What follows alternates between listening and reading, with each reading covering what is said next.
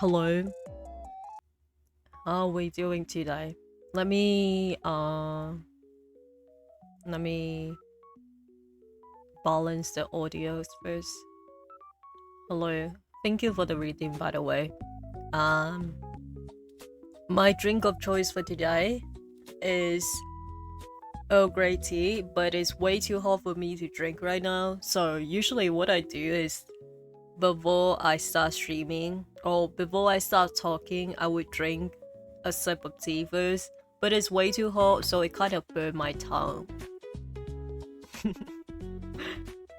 But it's all good. Okay. Let me do the usual song crediting first. But thank you for being here. Oh, Elias, thank you for redeeming. Okay, let me redeem as well.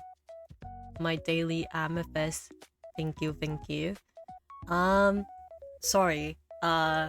Probably my voice it sounds a little bit different than usual. Uh, but yeah, I've been trying to relax my voice, and also my voice is a little bit raspy today because I haven't talked much today. Um, but yeah, hope everyone is doing well. We can chat for a little bit before I jump into the game. But today we are playing Please Be Happy. For those who don't know, it's a Yuri visual novel. It's a bit more like slice of life. Sorry, my throat isn't feeling that good because of the lack of moisture. But yeah, it's pretty fun. We did one stream playing this game before, and I really like it. It's also fully voice acted other than the narration part, I believe. So I don't have to talk as much because my voice get raspy really quickly. But I feel like Please Be Happy. I was meant to do a second stream on it for so many times, but I kept having things that come up that I have to switch around my schedule and stuff like that. So today I'm finally playing it again. We okay, so last stream I just checked. Last stream we finished chapter 1 and we are on to chapter 2. So safe to say that this will be a long series in this channel. I think people will really like this game. For those who haven't seen it yet. But let me think. I do have something to talk about. So, I said this on Discord earlier that I think I am probably I also mentioned it yesterday and maybe like a few stream ago that I plan on taking a break on July. So we can talk about it next week, I guess, but I definitely would be taking the first week of July off completely. Like I will not be doing any stream and doing any grabs and stuff like that. And for the second week, I'm undecided. I might do like a stream for one day, like one stream, but or maybe not, which is a bit scary for me because I never take intentionally take like that much break for since I've been streaming, but I just as I said before on stream briefly, July is just a rough month for me, so have to kind of prioritize myself. But I will be using that time to work on the audios that I promised, so stay tuned for that. But let me mute my mic for a second because my throat is not feeling well. I have to drink some tea.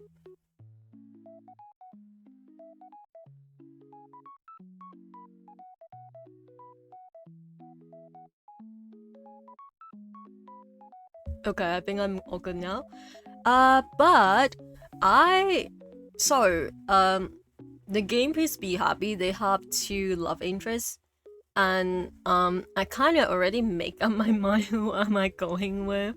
But of course we can still look at the storyline. So far the what's it called? the storyline have been quite interesting, and also I looked it up that apparently they have two different route with two different ending, and both are happy endings, so that'd be awesome. But yep. Okay, let me calm down a bit. Sorry, I was kind of having an identity crisis. Well, not identity crisis. I was just having a crisis before stream. I was trying to think of what to do in July. And also I also want to say that for next week, because it's at the end of Pride Month, I can't believe this month have been flying by, but next week I will be trying to finish games that are like longer that we started this month. So I was thinking I will probably play Please Be Happy again next week, but the key thing that I will be playing is When the Night Comes, which is the game that we played yesterday, which a lot of people who drop by really like it. So we will be continuing that, and then I don't know what would the third game be, but we will see. But let's see. Okay, let me check the. Okay, a did ping, so that's good. Sorry, I just have to check because the Discord bot that I used to ping my going live, sometimes it delayed a lot, so I was just checking, but everything is good. So we can switch screen now, but let me collect myself a little bit. Sorry that I'm kind of rambling, because as I said, I didn't really talk today, so let's see. Also, if you think that my audio sounds a bit different or if I sound too loud, sorry about that. I kind of changed a lot of the filter setting on OBS for my microphone because I realized that the reason why they were picking up like certain sounds was because my air conditioner is being raining, so sometimes it pick up those noises when it's loud enough, so I remove a bunch of filters. So right now I just have like noise cancelling and stuff like that on, which is working pretty good since I don't speak that loud anyway. But just I don't know how well the voice cancelling actually is. The noise cancelling actually is if there's someone home, because I started using this setup yesterday's stream and nobody was home, and today nobody is home either, but I would say environmental noises wise it's been cancelling it pretty well, so we will see how it goes. So if anyone hear any like background noises of like people talking in the future, feel free to let me know, okay? But let's switch screen to just be happy. I'm excited. Okay. Game overlay. Let me stop the music as well. Yay! Oh, let me change category.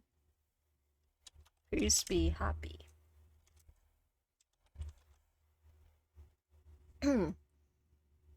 Okay. Please be happy.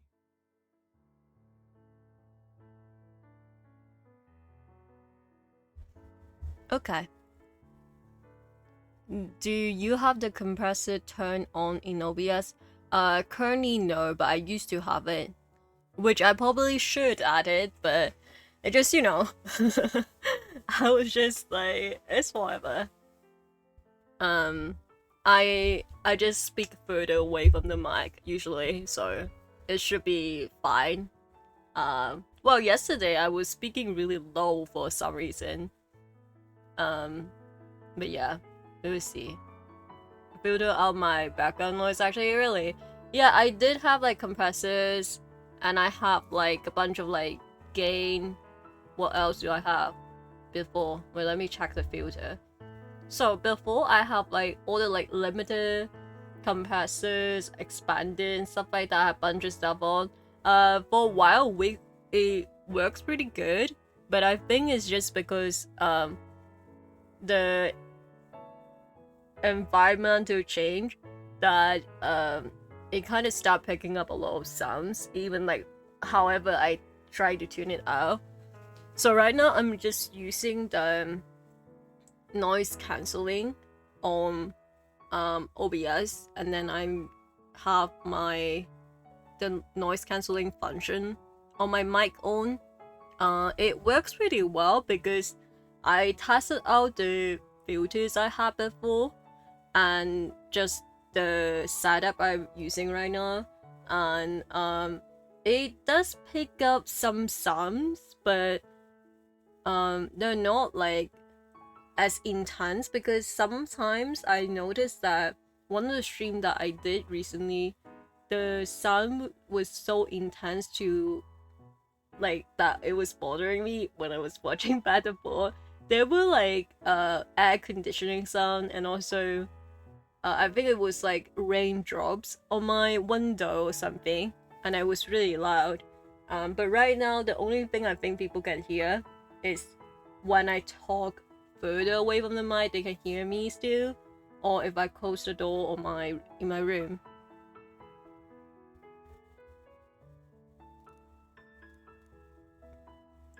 My mic can't do those things, so the compressor was my best choice for now. Yeah, that's good. The mic I have is like pretty cheap, so but yeah, I heard that the noise cancelling was like alright, so I got it. But yeah, I kind of wish that I start using the filters when I first started streaming, because I used to have the headset mic, which to be honest, the sound doesn't sound that bad. It does have some static noises, I remember, like background noises, but it wasn't that bad compared to any other headset mic. Ooh, it's raining right now, so let's test out the voice cancelling. Oh my god. Back to it. Sorry, jump scare me. I forgot this happened. But yeah, let me load into the game. Chapter 2, A Room of Her Own. And let me know if the volume is too loud later on. Wait.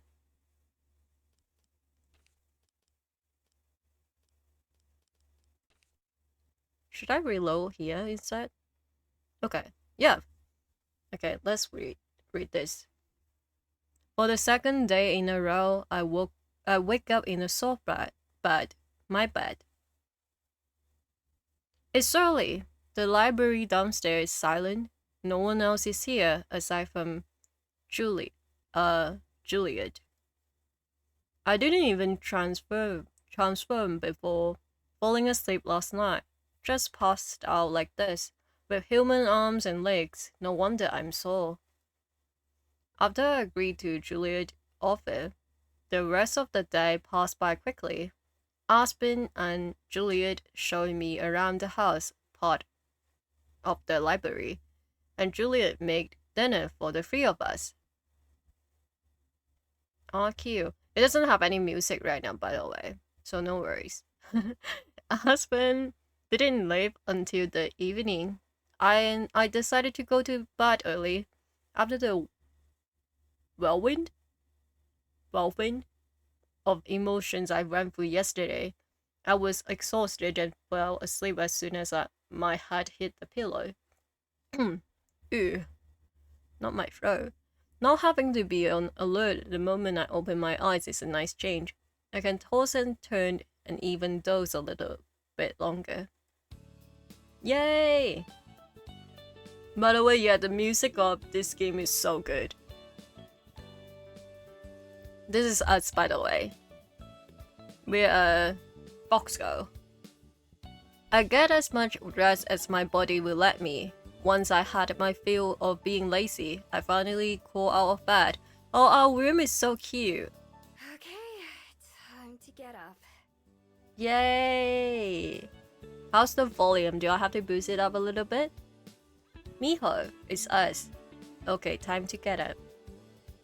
Oh, our jacket! It doesn't take me long to get ready.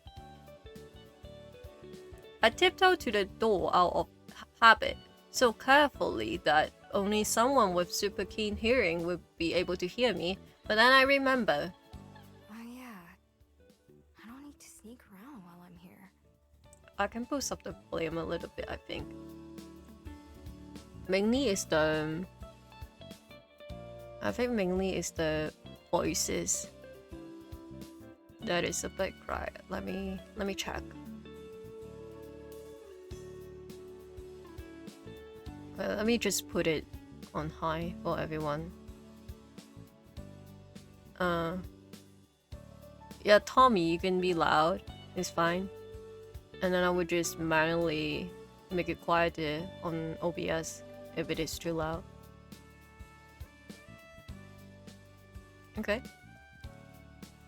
But yeah, it's so pretty, this game. Like, look, and the chapter have like a description of it. A room of her own. On her first morning home, Miho speak with Juliet.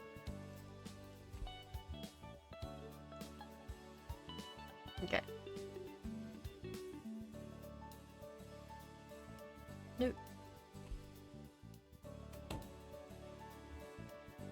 I loosen up and step out into the hallway, shutting the door behind me. Being so openly noisy is almost harder than being sneaky. Sorry, I was cruising for no reason. I was losing my balance on my chair, so I was like, oh, the fuck. But oh, it's so pretty, the house. So basically a bit of a recap for the ones who missed out on last stream. Feel free to check the VOD out because I have oh, that's the thing I was supposed to say. I caught up on all my VOD upload on YouTube channel, on the YouTube VOD channel. So yeah, and I even added out the, you know, the races that I was disconnected. But yeah, last time we basically the whole thing about Miho is that she all her life, every time someone met her in her human form, I believe, people will forget about her next day, and but the girls that she met, Aspen and Juliet, that was mentioned before, for some reason can still remember her, and that's the first time in her life ever experienced this.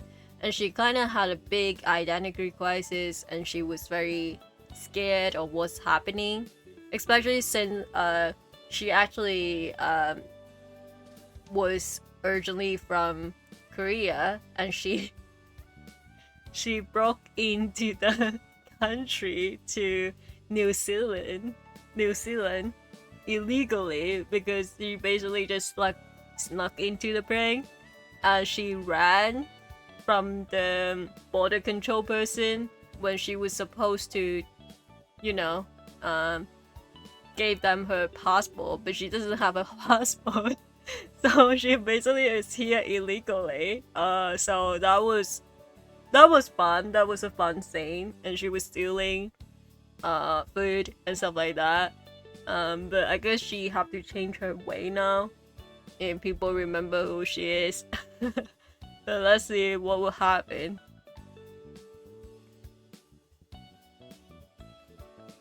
The building is still quiet. Juliet told me to come find her when I wake up, so I make my way down the hallway towards the room she showed me yesterday. Oh, it's one of the last in the hall, tucked away in the corner. Unlike the other doors, a tiny bit of flickering light escaped from the gap below. This is the place. Yay! Now that I'm standing here, my nerves started to get the better of me. What if she forgotten me this time and chased me away? Huh? No, you will be okay. Or what if? I screw my eyes shut and take a deep breath, pushing away my worries. If I'm going to stay here for a while, I need to stop thinking like that. I can't let that fear keep winning. Forcing myself to be brave, I twist the doorknob and enter. Wait, I should have knocked, shouldn't I? Oh, it's so pretty. Oh, this is so pretty. It's too late now. I step into the room, only to be struck by how dark it is. It looks like my room. My room is super dark. I never turn on my overhead lighting. With just one window, the main light source is a candid lit lamp, illuminating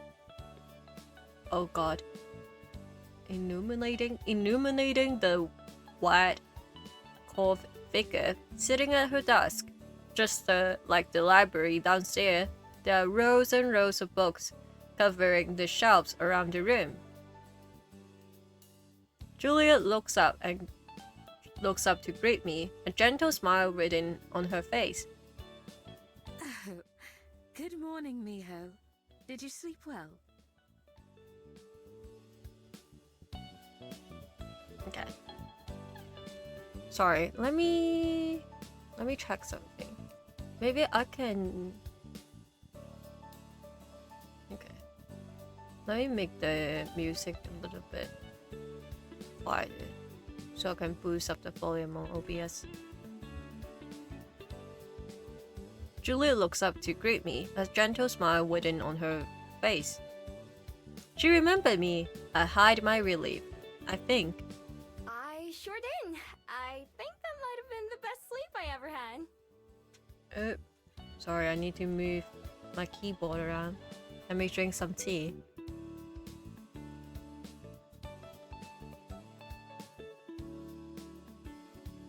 But yeah, my drink of choice today is Earl Grey tea. Decided not to drink any cold things, so my throat can be warmed up. I'm most glad to hear it. Would you like to sit down? Yay. Oh, sure. Thanks. What is that? Oh, is this just me moving around? I think so. Sorry about that. I saw something was picking up. I think it was just me moving around. Because I'm on a chair where I can like spin around, so I'm like, you know, I'm moving around a little bit to keep myself focused.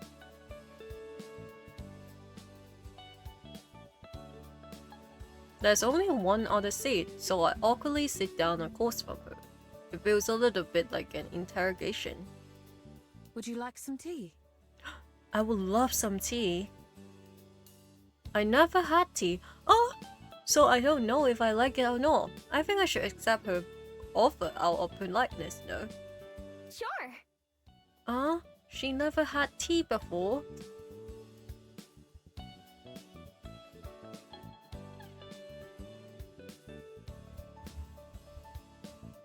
Juliet pulls out a teacup from a shelf nearby and set it on a little plate, then poured the tea without spilling a single drop. She pushes the plate with the cup over to me. Sugar? No sugar.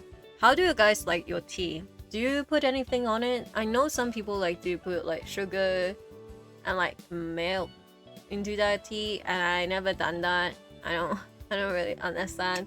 I guess if you are drinking like lemon tea that are like had a stronger tea profile, I understand the whole sugar thing. But I don't like if it is a regular tea, I hate putting anything on it. I've eaten enough human snacks to know that I like sugar. Yes, please. Ah, so cute. They look so cute together. Also, last stream I was saying that Miho and me have the same crop top. We have the same top.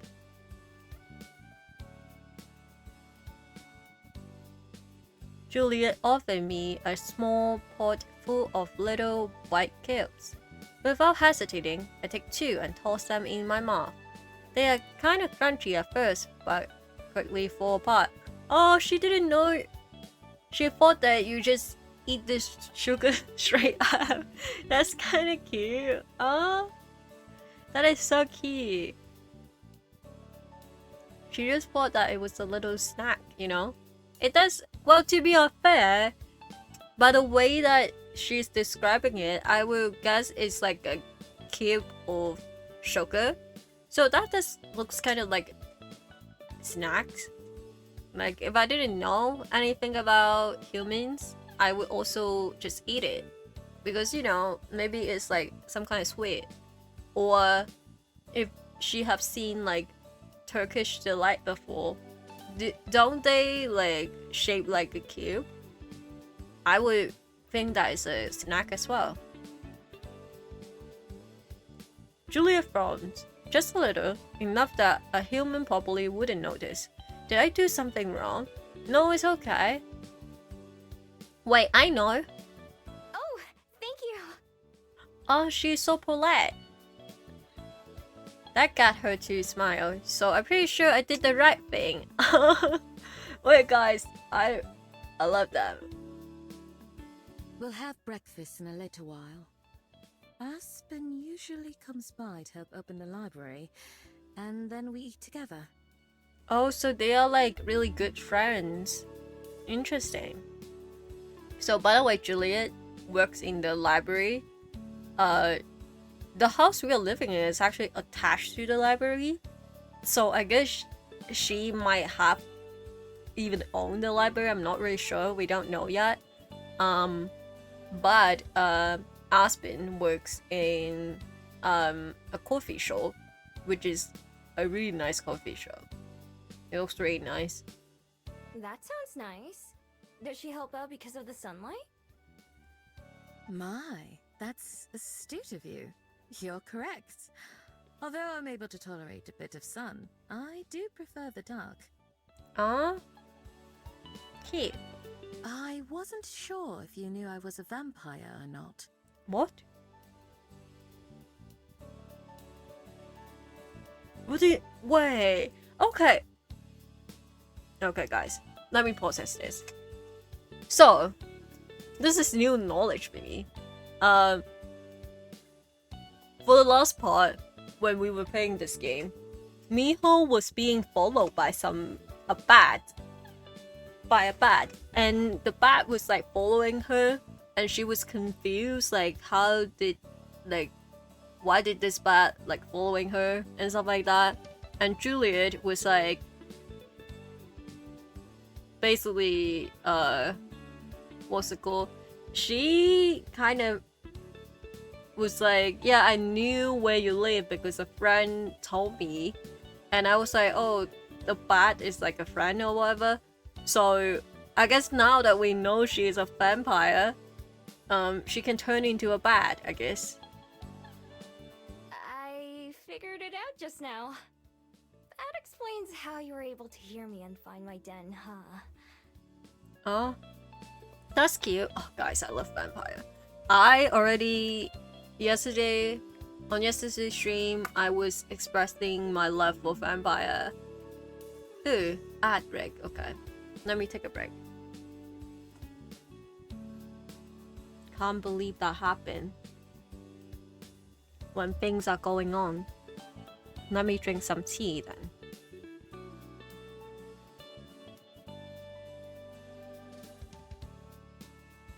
I kind of going through this tea like really fast, but low-key I'm kind of glad that I can speak more normally.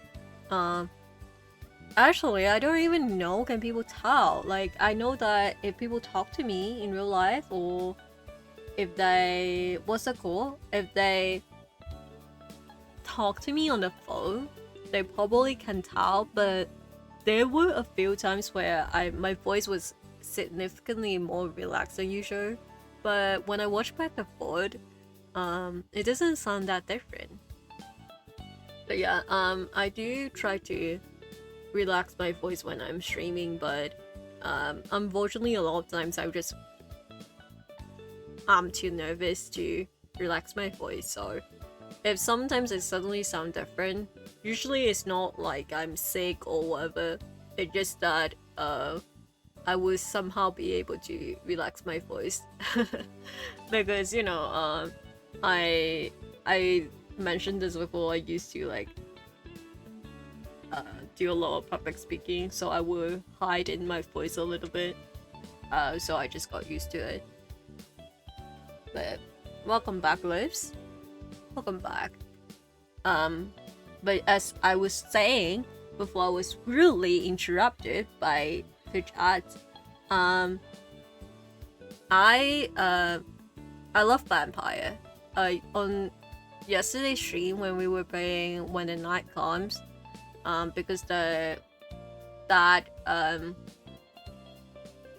game is very centered around supernatural, so there was a vampire on there. I was expressing how I really love vampire and how hot they are. So now that there's a vampire here, well, originally I was already going to go with her because characterized, I feel like she looks more like a character that I would usually go for. But even more reason now that I know she's a vampire. Indeed. That said, I have my dear friend Orpheus to thank for helping me know where to find you. Orpheus? Oh, so it wasn't her. It's actually her friend. I wonder, is Orpheus a bat or a vampire that can turn into a bat? How does the vampire in this world work? Something stretches in the corner of the room. I look up and notice a large bat dangling from hook on one of the shelves. Has that been there this entire time? Is he also... No, Orpheus is a bat through and through, not a vampire. He happened to notice you on his way home one day. Huh? That is cute. Also, I should have just waited out, then I would be answered. But yeah, oh, that is so cute. Obvious. So that's the friend you were talking about. I was wondering about that. Cute. I have the pleasure of knowing several of Wellington's local bats. They keep me apprised of news from around the city. Huh? That is so cute. Also, I really like her lip color. I think she have lipstick or lip balm on. Looks so good compared to everything else. Like her and also I love that she's dressing white. Okay. Fossil lamp. Oh, I was so scared. I saw the flame rays being a little bit weird. I got scared, but no, we're good. You're not, you know... What? What are you talking about? It had one of my front teeth. Not sure how to ask the question politely. Oh, heavens no! I consume as little blood as one of my kind can, and what I do partake of is freely donated. Oh, okay. That's interesting. Because I wonder how does this work, this world work, since a hybrid is really common in this world, because we saw another barista and stuff like that being some kind of animal hybrid. So I was wondering how does the world work. So I guess they have a they just coexist together, supernatural being and humans. I love this city and its people. I'd never had them like that. Cute. Besides, I had quite enough of that during my time in the underworld. Is that where you come from as well? Underworld. Interesting. Oh, I'm not from the underworld. I'm from Korea. I don't know why this is so funny to me. Oh, I'm not from the underworld. I'm from Korea. That's cute. So I guess underworld have a lot of different species as well.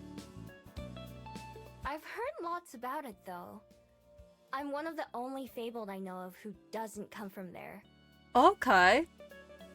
Okay, wait, that's so interesting. So most of the fable are from the underworld, but Miho, her backstory in the first chapter, she just came from a forest.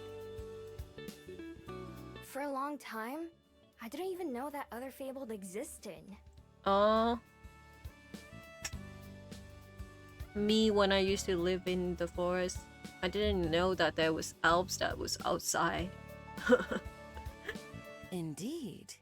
Gumio like yourself are some of the few I know of. Gimiho? Who is Gimiho? Wait, Gumiho? Is that what I'm called? That explains a lot. Gimiho? What does this sounds really familiar?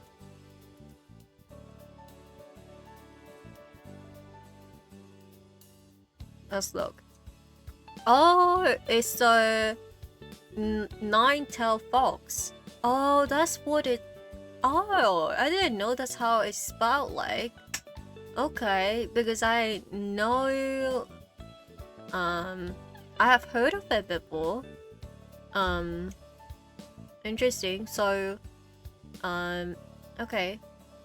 Gumiho. Let me remember that. Cute. You didn't know, but you go by the name Miho.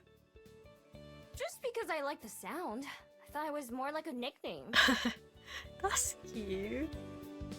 She's like, oh, I just went by this name because I like it. I change it up wherever I go. Gumi, Homie, Migu. I've never had a real name. I feel like Miho really suits her though. I don't know why, but she just looks like a Miho to me. I didn't even know I had a kind. I've never met someone else like me. No. Well, that's true. She said that she was alone in the forest. Like, there would be like tourists and stuff that go into the forest, and that's when she would see other people. But she usually see a lot of like humans and stuff. Back then, when she stayed in the forest. I wonder if we'd have much in common. Have other foxes? Well, Gimiho lived the same kind of life I have. Maybe they are better at fitting in with people than I am, and that's why I've never seen one. Are there any other Gumio in Wellington? None that I know of. It's possible, though. Okay. Well, I love the world building in this. I really like it. I'm not sure what I'd say if I did meet one. I wondered about others like me before, but since I never met one, I eventually assumed that they don't exist. Finding out that they do, and that there's even a name for us, comes as a pretty big surprise. No matter how long I have been alive, there's still so much that I don't know about the world. As our discussion tapers off, the sound of the front door reaches my ear from downstairs. Juliet must have heard it too, looking over as I do. Oh, that'll be Aspen. Shall we go down to breakfast? What are we having for breakfast? I'll never say no to that. Juliet takes to her feet, blowing out the lamp as she goes.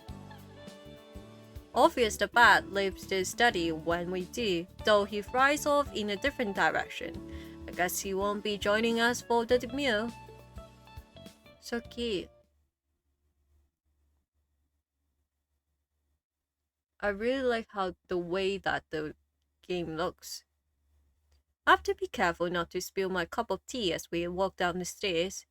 Aspen waits at the bottom, a large book tucked under her arm. She waves us. She waves with her free hand to greet us. Good morning, Aspen. It's nice to see you again. Oh, the music is good. Good morning, Aspen. It's nice to see you again. Okay. Oh, I never realized she have a cane. Or maybe I did last time, but I didn't bring it up. It's been a while since I played this game. It was several weeks ago, actually. Oh.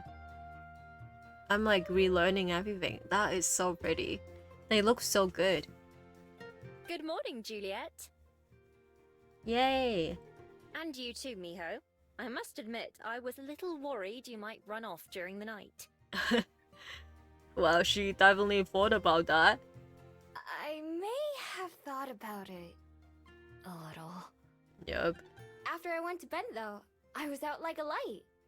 Yay. Glad you decided otherwise then. Living in the library sounds like heaven. I can't believe you'd think about giving that up. Honestly, that does sound pretty good. I would like to live in a library, especially one that with a really nice house attached to it. Looks really nice. The room looks so spacious as well. By the way, for those who, well, I don't know, is there anyone here, honestly? Feel free to let me know what do you think of my model. I kind of have some things that I want to trick about it, because I've been debating should I make the model like blink more often or not. But I haven't decided yet, since I'm pretty new to this sort of model, because the last two model I have was more still, I guess, in a way. But this model is a bit more, I guess, dynamic, because there are slight changes of position when I blink and when I talk. So I decided to add on some effect into it, so I would be kind of like moving around a little bit to suit it off, to make it not stand out as much.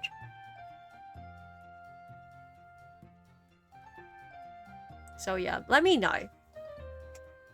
And both watchers, thank you for watching my butt. Anyway, I'm opening today, so I can't stay too late. I'll go ahead and take care of the windows. Okay. She's so nice. I'll get started on breakfast then. Would you like grape or strawberry jam? Ooh. I think I'm feeling like strawberry today. Oh, or some of that orange marmalade if there's any left. That sounds so good. You have to let Miho try that too. I'll see if we have it. Is that a nonce you have with you? You can just leave him on the desk for now. It sure is. I'll be taking Jacques on the way out. I'll write it down. The two of them stroll off in different directions while I stand on the stairs, unable to follow any of the conversation. Who's Jax? Anonsei? I don't see anyone with you. This is a nonce. She taps the cover of the book she brought with her. Oh, He's the author of this. Juliet suggested I read some of his work, but I'm finding him rather dull. Huh. oh, I remember Miho said that she can't read. Well, not can't. I don't think she can't read. She doesn't understand the language. Like, she can't read it. I try my best to sound interested, but books are the most boring thing I can imagine. Maybe I see the appeal if I could read them, but how can they be better than doing things yourself? After setting the book down on the front desk, Aspen goes into the main room, leaving me alone in the hallway. I make my way down the rest of the steps. Looking down at my teacup, I decided to take a tiny sip. Yuck. Oh, she hates tea. Interesting. It's kind of bitter, but also bland at the same time. Frowning, I set the cup down on one of the shelves nearby. At least I tried it. The sugar was way better though. She still didn't know she was supposed to put the sugar into the tea. But yeah, I think that Miho is someone that will enjoy like floral tea or tea that the like iced tea. I feel like she would be more into iced tea than hot tea. She seems like she have like a massive sweet tooth, which I think she have previously on the previous chapter. I'm pretty sure she grabbed a bunch of snacks that are like on the sweeter side. The door Aspen went through is still open. I can hear her bustling around. The room where Juliet went isn't far away either. I already smell food. I guess I will go watch. Juliet? Oh, the kitchen is so nice. So pretty. I followed my nose and headed to the kitchen. There's a big frying pan on the stove, with a blob of melting butter sizzling in it. Juliet gives the pan a push to move it around before walking to the counter to continue her work. Oh, okay, this is the unrealistic part. How the hell is she going to wear an all-white outfit while cooking with oils and butters? She's going to like get, you know, oil and butter and stuff like that stick onto her clothes like really fast if she's cooking. Like especially even if you're just like making some eggs, that will get dirty up so quickly. That is so unrealistic. That smells great. Julia, I think you should change your outfit when you are cooking, really. Otherwise you are going to do a lot of laundry. But then maybe she have magic power that she doesn't have to, you know, do all that. I don't know. Oh, Miho. Go ahead and take a seat if you'd like. This shouldn't take long. Oh, sorry, my mic is kind of like shaking. Okay, I think this is better now. Sorry about that. I really need to change my mic arm stand.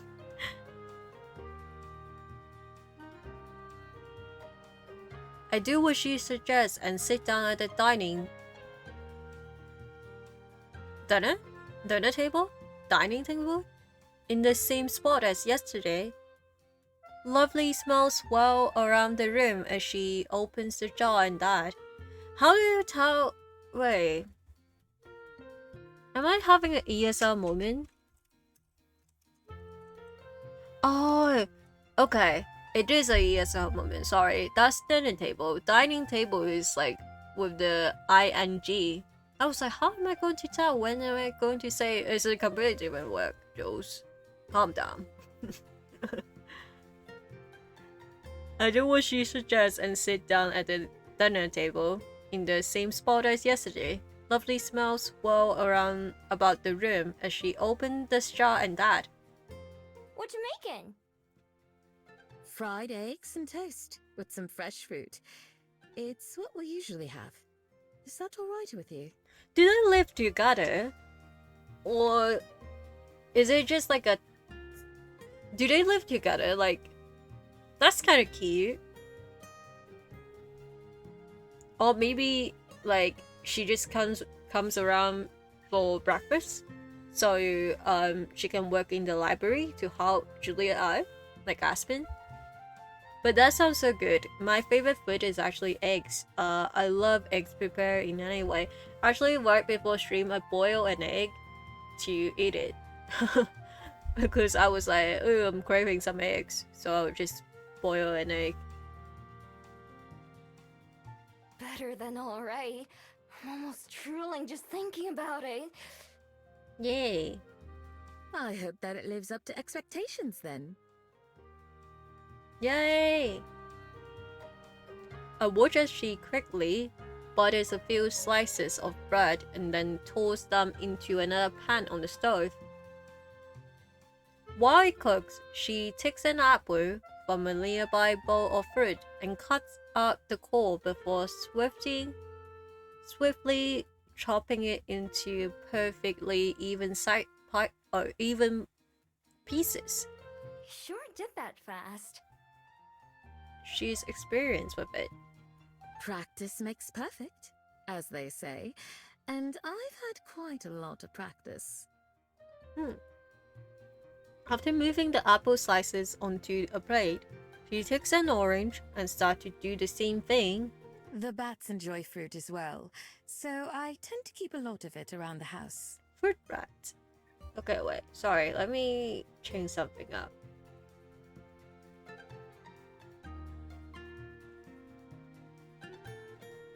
Let me change something up, guys.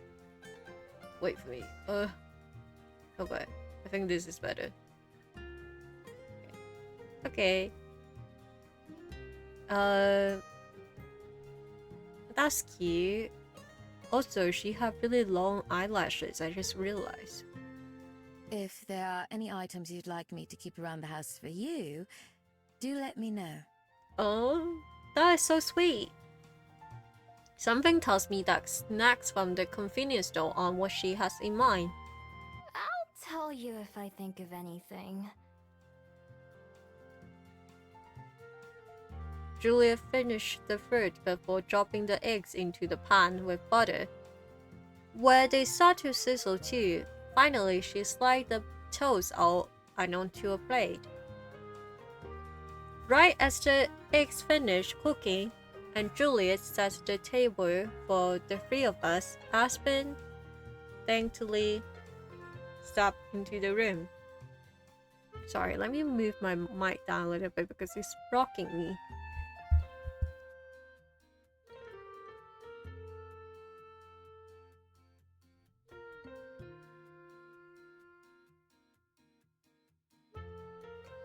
Okay. All set on my end. Yay! Thank you. I just finished cooking too. Teamwork. That is so cute. Also, I love the umbrella. So pretty. We all sit down and dig in. The food, of course, is delicious. So, Miho, how will you be spending your first day as an official Wellington resident? I don't know yet. Hadn't really thought about it.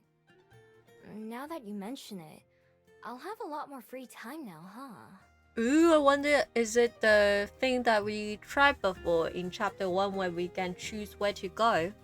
That'd be fun. Usually I'd go hunting for food or looking for a better place to stay, or... Instinctively, I go silent as I reach for my pocket and a familiar crumpling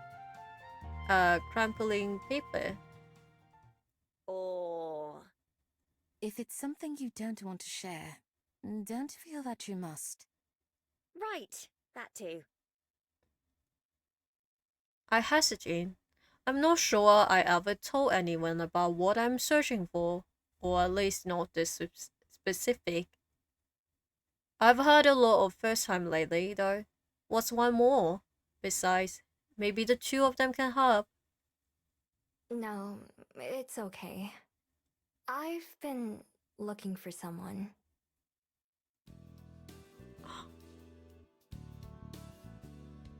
Myth on the boil.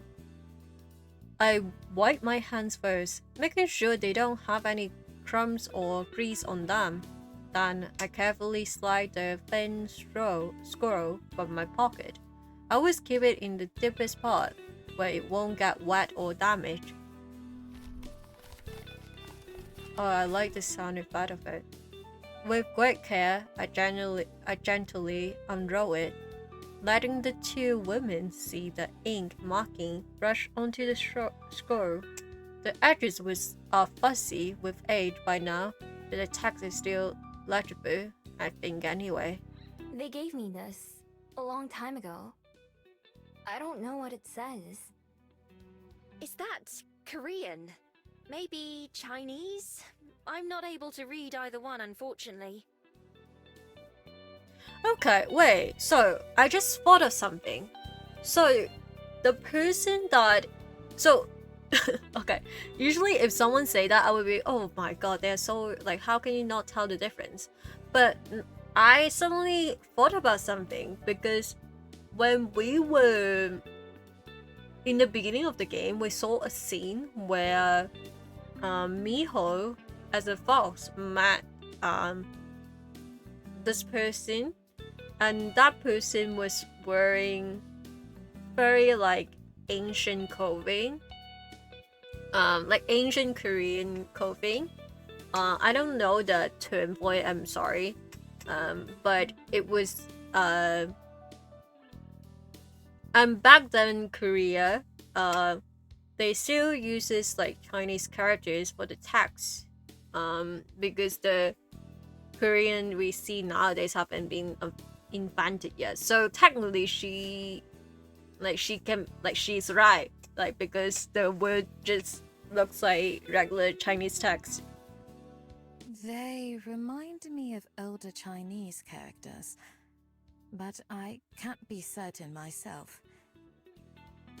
Sorry, but I'm not too familiar with them either. Yeah, that is what I'm thinking about. But yeah, interesting. They look a little defeated, but I quickly weigh off their concern. It's okay. Nobody I've asked could read it either. For all I know, they might just be scribbles. I mean, you can ask like a scholar that is specified in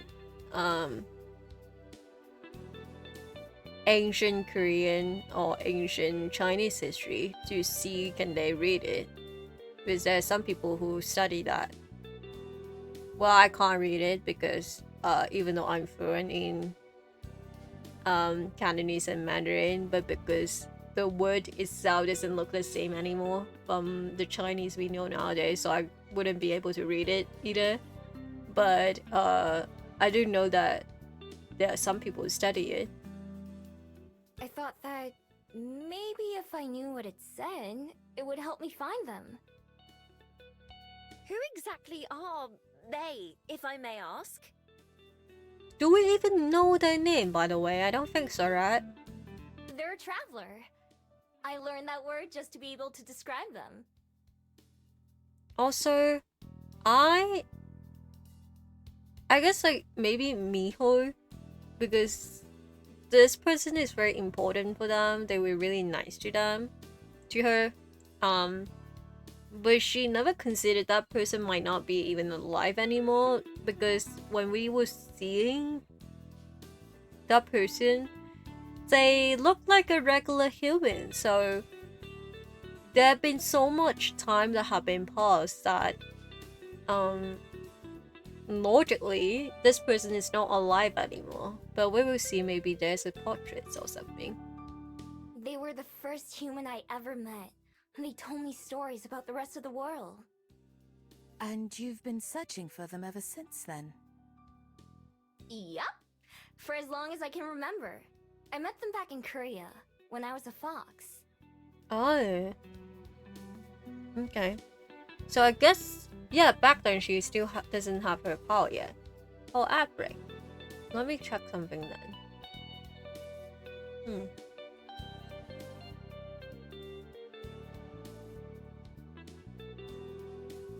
Oh yeah, I can continue the game. I'll just check is there anyone watching, which I don't think so. If you are, sorry about that, but I'll be continuing. I couldn't understand what they were saying. Not until much later. Okay. Reminiscing about them gives me a very particular feeling. It's warm and fuzzy, but also a little sad. I think people call it nostalgia. My voice a little quieter as I finish what I mean to say. But that never stopped them from coming to see me. I don't know their name or even where they're from, but I'll definitely recognize them when I see them again. Both Aspen and Juliet are quiet for a moment, visibly thinking over what I said. After a long while, it's Juliet who speaks first. In that case, I'd be happy to assist in any way I can. They're so sweet. Me too, of course.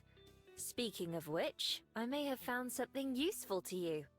That is so sweet. They're so sweet. I was doing a little bit of research on Gumiho last night. Really? There was surprisingly little to be found compared to some of the other fabled. Okay, that's interesting. So I guess all the fable are like usually well documented, because seemingly they can live in the open. Wait a sec. You found out that I'm a Gumio too? I think everyone can tell that you are one. Well, yes. It wasn't too difficult to look up. Is that odd? So in less than a day, both Aspen and Juliet were able to learn something about myself I couldn't in a lifetime. I guess not. I only realized how I sound after I have said it. Juliet shoots a look at Aspen, who quickly tried to move the discussion along. Anyway, I was trying to find out why Juliet and I can remember you when nobody else can. Oh, is there a reason? Although I didn't find anything about memories in particular, there was one story that claimed a Gumiho's curse doesn't take effect until a full day later. Oh, of course. And since you and I both saw Miho again before too much time passed, we didn't forget her. Wait. Since you and I both saw Miho again before too much time passed, we didn't forget her. Okay. Right, that also makes sense from what you told us yesterday, Miho, doesn't it? You said you don't tend to talk to people a second time. Yeah, I usually try to avoid it, really. Okay. I haven't ever thought of my magic as a curse before, but I guess to the people who forget me, it is. So that means that all we have to do to avoid forgetting about Miho is... It is impossible to miss the pause before Aspen's voice, like she's not confident in what she's about to say. see her every day. Forever. Oh. Oh. So, okay. So, with enough time pass, they will just like straight up forget Miho. Missing pages now playing. Forever. That word hangs in the air.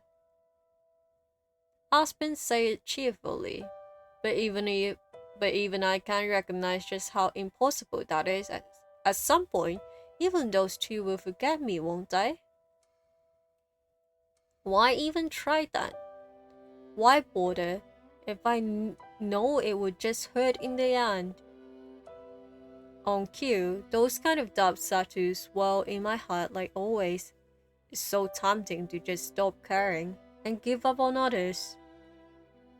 No, I won't let myself dwell on that.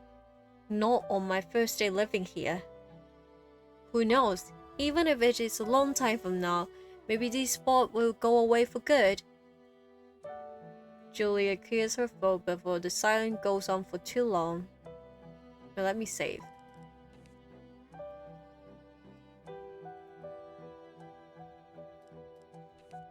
Ooh. Well, that's not bad at all. Preserving the memory of those you hold dear is one of the most important parts of life. Aspen ponders for a moment before nodding. It really is. It seems a little early for either of them of them to consider me dear to them, but I keep that to myself. So, anyway, about Jax? Forwardly, Aspen changed the subject away from me and my magic.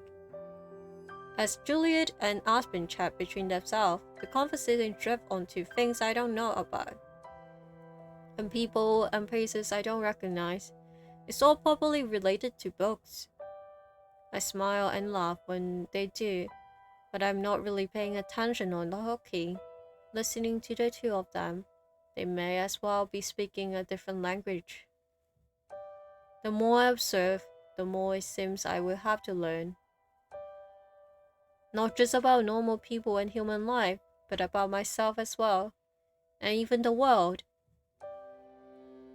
In one day, both Aspen and Juliet were able to figure out what I am and how my magic works.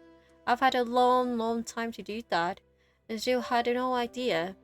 It doesn't even seem like it was hard for them. That's something that I have to admit to myself. I haven't really tried before. Just what have I been missing out on? I feel something bubbling up inside of me. The same feeling as yesterday when I decided to come back to the library instead of running away. Something that makes me crunch my fist and takes a deep breath as I make another decision. Something that I realize I can put a name to, even though it's a new one for me. This is what people call hope. Ah, that's cute. That is so cute. Oh god, I love this game, guys. Even if it's pointless in the end. I want to learn how to be a person. Juliet cuts off whatever she was saying mid-sentence. Both she and Aspen turned to face me, eyes wide. Oops, I guess I should have started by waiting for them to stop talking. You want to. What? I already messed this up, but I keep going. Be a person. To know about the things you two are talking about.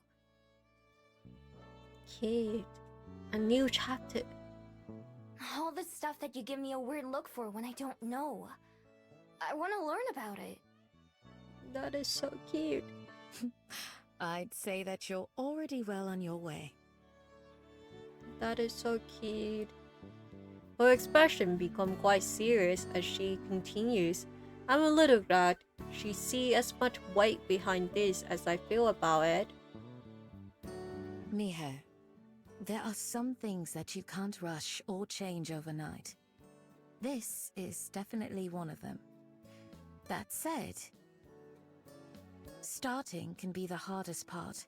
You've already taken the first steps. That is very true. She mentioned that she wanted to run away and she always trusts her instinct and she never went against her instinct. But staying here was the first time she went against it. And she took a really big step. What Juliet said. I'm sorry, too. I didn't mean to keep you out of our conversation. That's okay. No, it's okay. I was busy thinking anyway. I can't stop looking for my person, of course, but maybe I can do more than that too. My person. We'll help you in any ways that we can. Aspen nods in agreement, but then checks the time and sighs. It'll have to wait until later, though, because I need to be leaving for work. I'm sure Juliet needs her rest, too. Thanks. I am rather tired. Will you be alright on your own for the day, Miho? Oh, I really love the voice acting of her being tired. Yeah, I should be. I'll figure out something to do. Yeah, does that mean that we can explore on our own? Wonderful. Here, let me take this. Wait, let me put this away. I have the cushions on my chair, and I'm putting it away because it's a little bit hard. So I don't want to, I don't want the cushion to make me even harder. She gets up and collects the dirty plates, then carries them to the sink. Tomorrow I have to go in earlier than usual to open. If you come by, I can make you that drink again, Miho. As long as you promise not to run away, that is. She's brushing. Yeah, I would love that. Sure, don't worry. I'm not going anywhere this time. Although, will it still be at home? At home? Like, free? Oh, she meant like on the house. Yeah, she meant. Oh my god, I'm so sorry. I was adjusting myself because I have a really bad posture right now, and I accidentally hit my desk. So I just saw my mic peaking really badly. I'm so sorry. I need to limit it. Sorry about that. Oops. She meant on the house. That's cute. Oh, on the house! Yes, of course. This should probably be the last time, though, or my boss will start getting upset. Aw, okay. It was nice while it lasted. Cute. Aspen paused as she raises from the table and starts to leave. You know, getting a job might be a good idea if you're serious about living a normal life. That's true. Like, she doesn't have any money. She got the money by stealing, you know?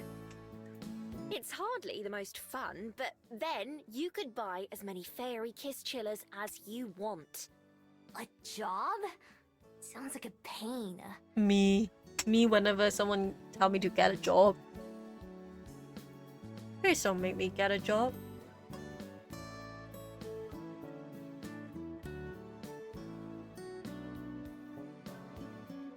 She's so rude for that, honestly. Aspen just sighed as I sink into my seat. The way she talks about having a job makes it sound awful. Well, it's just a suggestion. See you later, Juliet. Miho. With that, she takes her leave as Julia and I wave her off. Free spirit napping. After the distant sound of Julia shutting her bedroom door, the whole library is silent, leaving me alone with my thoughts in the kitchen. The front door are unlocked and open to everyone, so it's just a matter of time until the first guests arrive. Well, what do I do now? The empty room doesn't have an answer. Right about now, I usually be scrounging? Scavenging? What is that word? Oh, the music sounds so nice. Let me search it up. And be careful not to hit my mic. I don't know how to pronounce it. Scrounging, I guess. Okay, scrounging for breakfast or scooping out a new place, or maybe even planning where I would spend the night. But with a full belly and a bed to come back to, I don't have to worry about any of that. Instead, I have a lot of free time on my hands. Guess I'll explore. Yay! Time to explore. It's how I have been spending a lot of my times recently anyway. And while Juliet and Aspen seems fine as so far, it's still a little tiring to be around other people so much. Having some alone time is important too. I love the street so much. The pride flags and all the pretty flowers and stuff is so pretty. Making my way into the town, I try to pay more attention to what people are doing instead of searching for opportunities. I meant what I said about wanting to be more of a person, but small steps are easier for me. If there's one thing I'm good at, it's observing. Of course, I will also be keeping an eye out for anything that can help me find my person, but I have to admit that I don't have much of a plan for that. Usually, when I go to a new country or city, I will try to find someone who might know them or who recognize my scroll. I usually prefer asking other fabled. They're easier to deal with the humans, or deal with than the humans. It's not a very it's not a very efficient plan. If I'm being honest, I've had to get really lucky for it to work, but I haven't come up with any better ideas. Now that Aspen and Juliet have offered to help, maybe they will be able to think of something new. For now, I'm just killing time. I take a slow passing through the city. I even pop into some store along the way. So pretty. Happy Pride Month, guys. One is for a musical instrument, while right next door is a store selling kitchen utensils. Across the street, there's another place with racks full of used clothes. I step into each store and pace around the aisles, just browsing. Usually, I never come into these kind of stores, even though they have some expensive stuff. It's all bulky and hard to carry. Plus, I have learned the hard way that some pawn shops and buyers are good at guessing when something's stolen. Now that I'm paying more attention to what's for sale, I realize that I don't even know what a lot of this stuff does. In the kitchen store, there's normal pots and pans and dishes, which makes sense, but there's also a bunch of different gadgets with all kinds of shapes and sizes. Can't even guess what you use some of them for. At a music store, I recognize a few instruments, like guitars and pianos and drums. There are also a bunch of that I've seen before, but don't know the name of. Mostly the kind you play with your mouth. Then there are some that I have never seen, can't even be sure are actually an instrument and not some other kind of device. I seem to be the only one having this problem in both stores. The other customers I have seen all walk around like they know what they are doing, or at least they are looking for something in particular. I try to listen in on a conversation that someone's having with a salesperson, but it's just like listening to Aspen and Julia talk. I don't recognize half the words. In the end, I don't spend long in either store. This is already harder than I thought. Nearby, there's a clock outside one of the stores, and it informs me that it's only been an hour or so since I left the library. There's still a long time before Juliet would be up. Guess I would keep looking around. Although I'm not expecting much, I continue to browse through most of the shop I pass, just for something to do. I think about going by the Bell House and saying hi to Aspen, but when I get there, there's a line out of the door and around the building. Peeking through the window, I don't even see her. Instead, someone else is taking orders at the counter.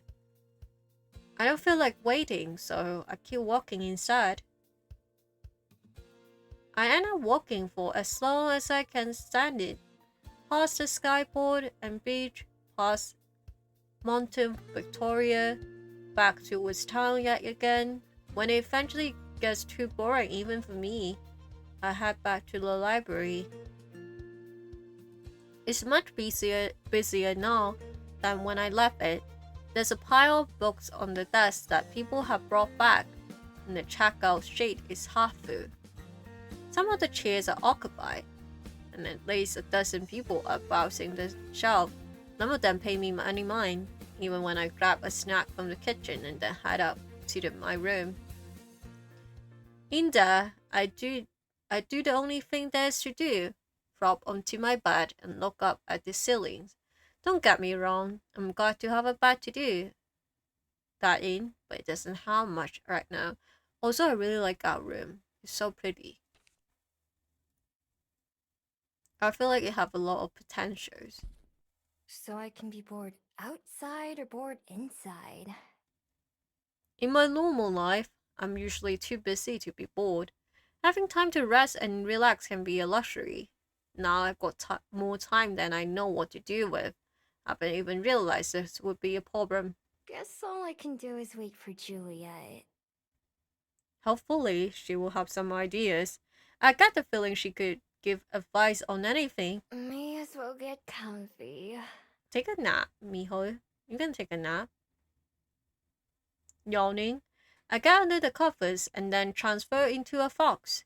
With the soft pillow under my head and the cozy blanket above me, it's a lot like being in a very comfortable den.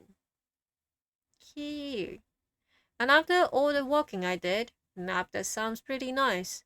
If I'm lucky, I won't wake up until Juliet does. Wrapping my towels Wrapping my towel around my face, I'll close my eyes and eventually drift off to sleep. Cute. Oh, we slept until nighttime. It's almost dark out when I finally open my eyes. Just like this morning, it takes a second for me to remember where I am. I borrow I borrow my way out of blankets and then retake my human form, rubbing the sleepiness from my eyes. I think this is Burrow? That nap worked better than I expected. Yeah, it does.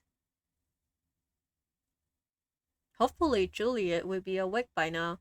If she isn't, I don't know what I would do. There's no way I'm falling back asleep anytime soon. Unlike this morning, when I passed by Juliet's office, there's no light from under the door. I do catch the sound of something going on in the kitchen, so I make my way downstairs. In the kitchen, I'm treated to quite the sight. Good evening, Miho. I'll be with you in just a moment. The keeper of Memors? I think Memors? Have we heard about this music before? Last chapter? I don't remember, but this is really nice. It's not just Juliet in the kitchen, but 3 bats as well. Oh, they are so cute! Guys, look! Oh my god, the pink. Ah, they look so cute. It's not just Juliet in the kitchen, but 3 bats as well.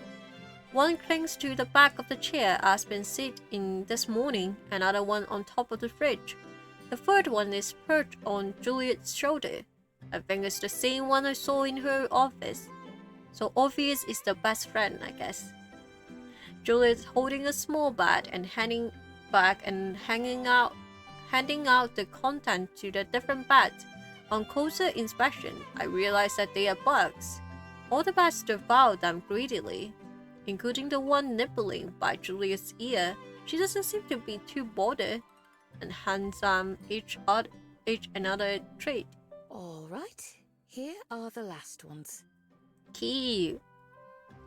The bats on the chair and fridge finish their snack, and they fly over my head and out of the kitchen. Their wings nearly clip me in the face, and the guts they create blows my hair around. The last one stay on Juliet's shoulder even after it's finished eating. Then Juliet picks up a small envelope from the counter and ties it to one of the bat's legs. Oh my god, this is fucking awesome. It's like, you know how back then people will tie like a letter on I think dove, isn't it dove leg? I think it's dove, right? I don't remember the bird name in English, but instead she's doing it with a bat. That is so cute.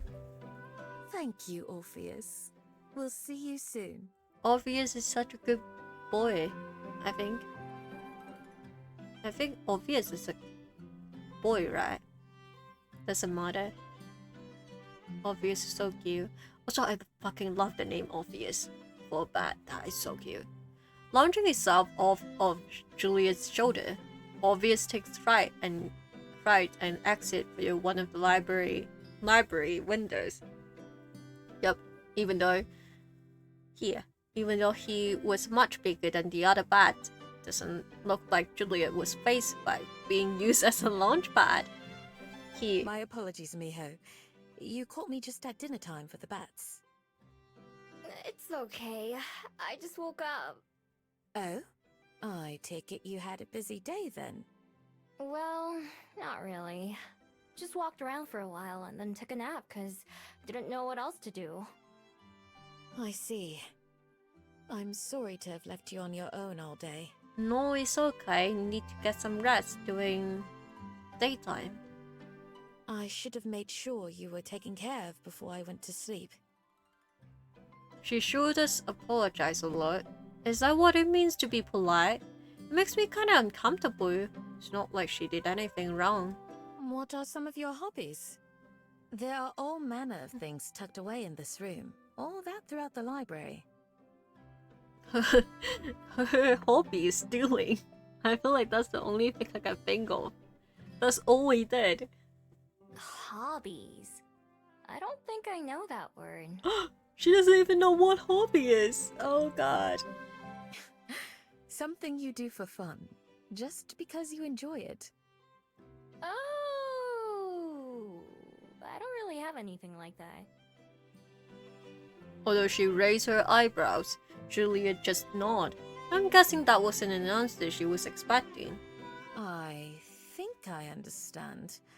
Well, perhaps that should be our first order of business. Yeah. She can, explore what does she enjoy doing. That would be a good start. I believe you'd find your life much enriched with something amusing to do. Okay. Like what? She ponders for a moment, tapping the countertop beside her. It could be anything. A sport, an art, or even something like watching television. Whatever brings you joy. Pretty sure I've never tried any of those. Then, it seems we have plenty of options to start with. I know you've done a lot of walking today already, but I need to go into town to run some errands. Are we going together? Would you be interested in accompanying me? Maybe we'll see something along the way that strikes your fancy. Yup, let's do that. Sure. Fine by me. Not like I've got anything better to do. Yay! With a smile, Juliet gathered up some more papers and envelopes from the table and tucked them under her arm. Let's be off then. Yay! Ah! Letter at evenfall. Leaving the library unlocked, we set off down the familiar path. Juliet maintains a brisk pace, but it isn't too fast. I like this a lot more than going slow. So, Miho, how are you enjoying Wellington itself so far? I like it. It's not too big and it's not too small. Like that there's the ocean and mountains close by. It does look like a really nice place, and also it looks like there's a lot of small businesses, which I really like that. So cute. Yes, we're truly fortunate to live in such a paradise. Yay! Okay, let me drink more tea.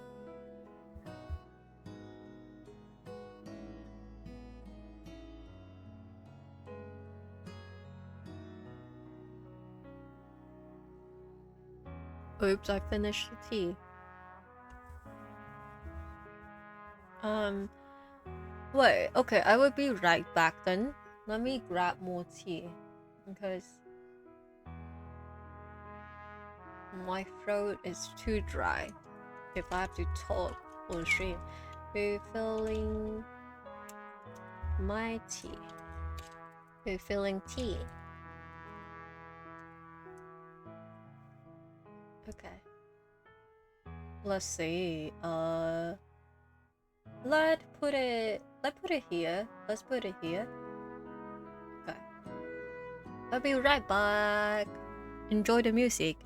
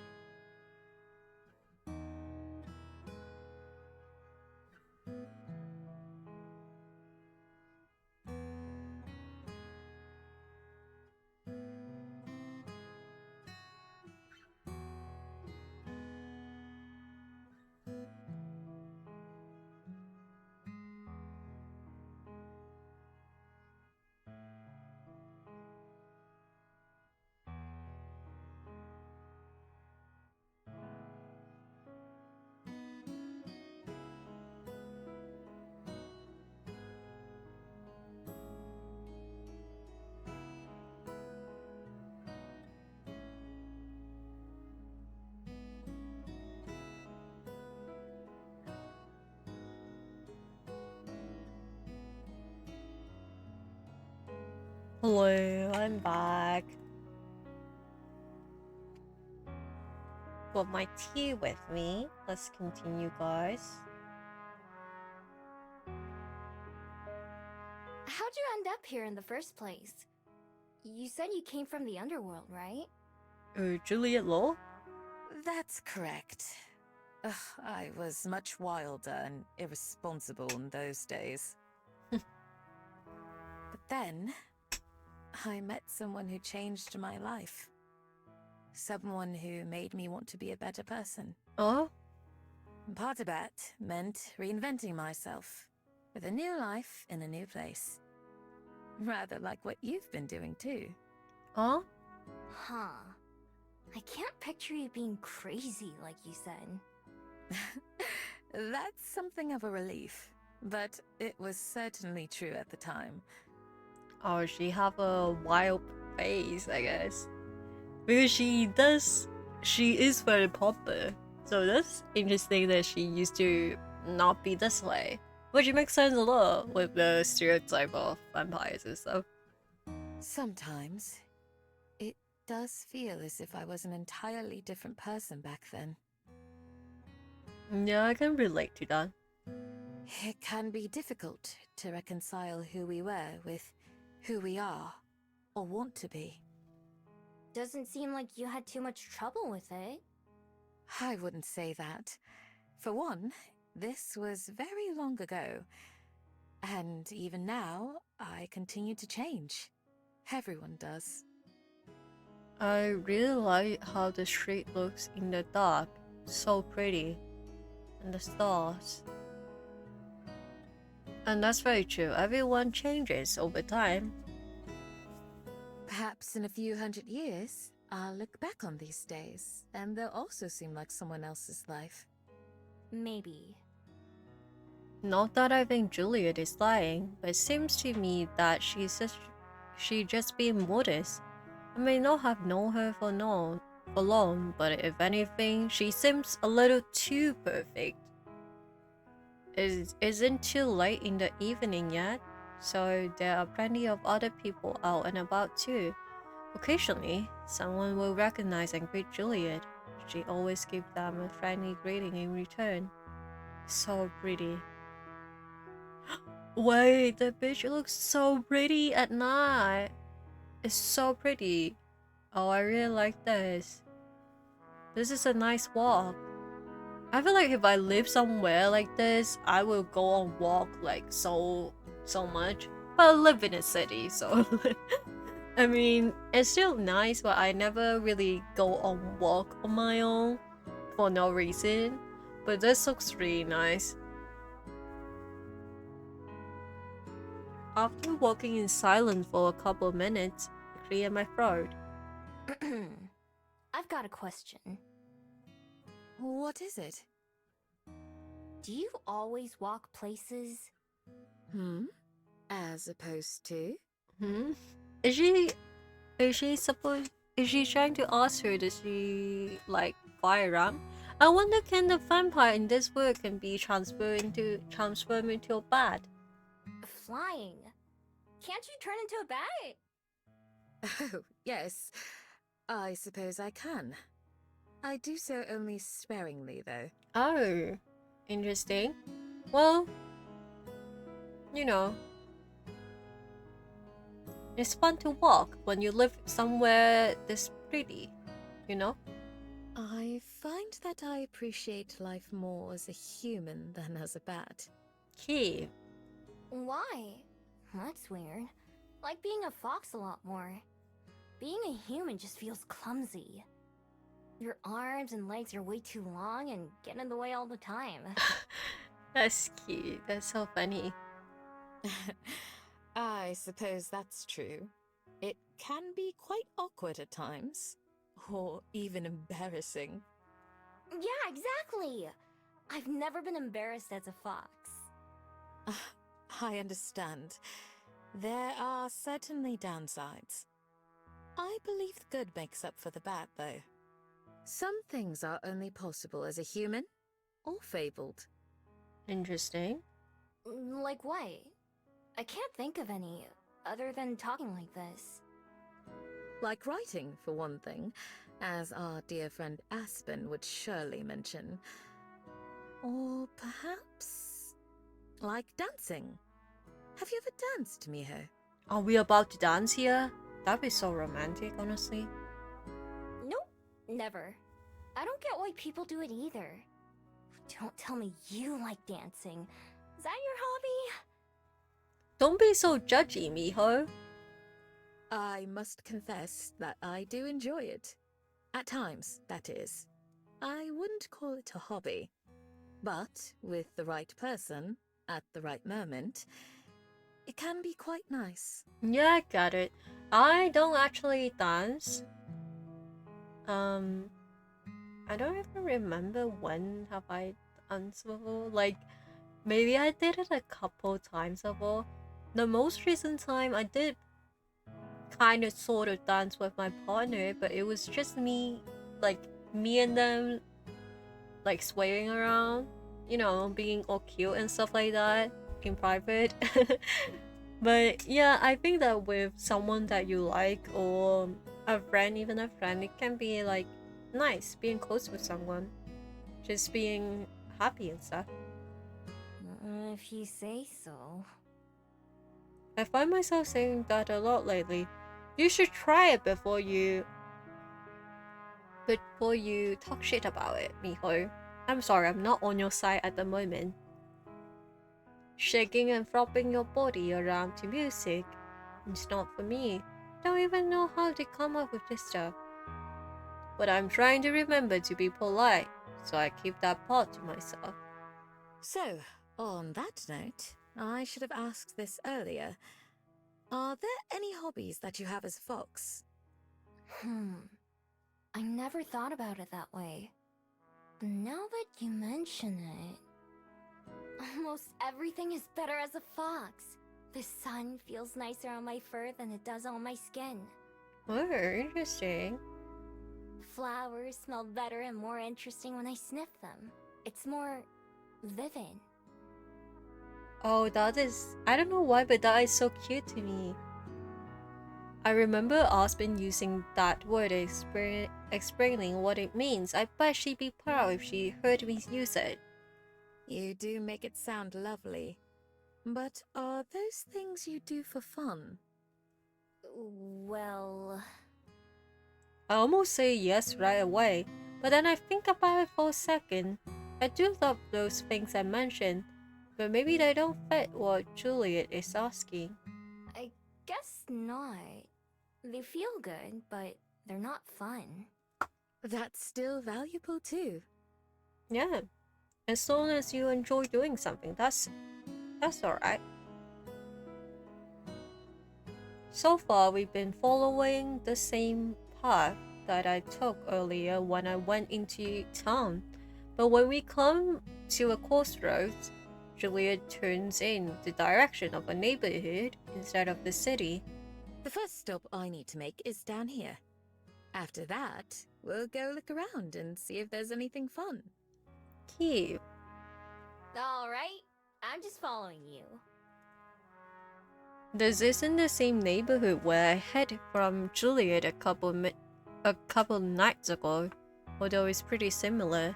Some of these houses are the sort that remind me of bugs when I first arrived in Wellington. We stopped at one of them, a little one-story house with the porch light on. I follow Juliet to the front door and she rings the doorbell. Is this for one of your errands?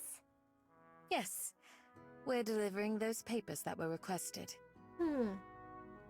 I wonder what kind of paper they are. She straightened out the 2 yellow packets she was carrying.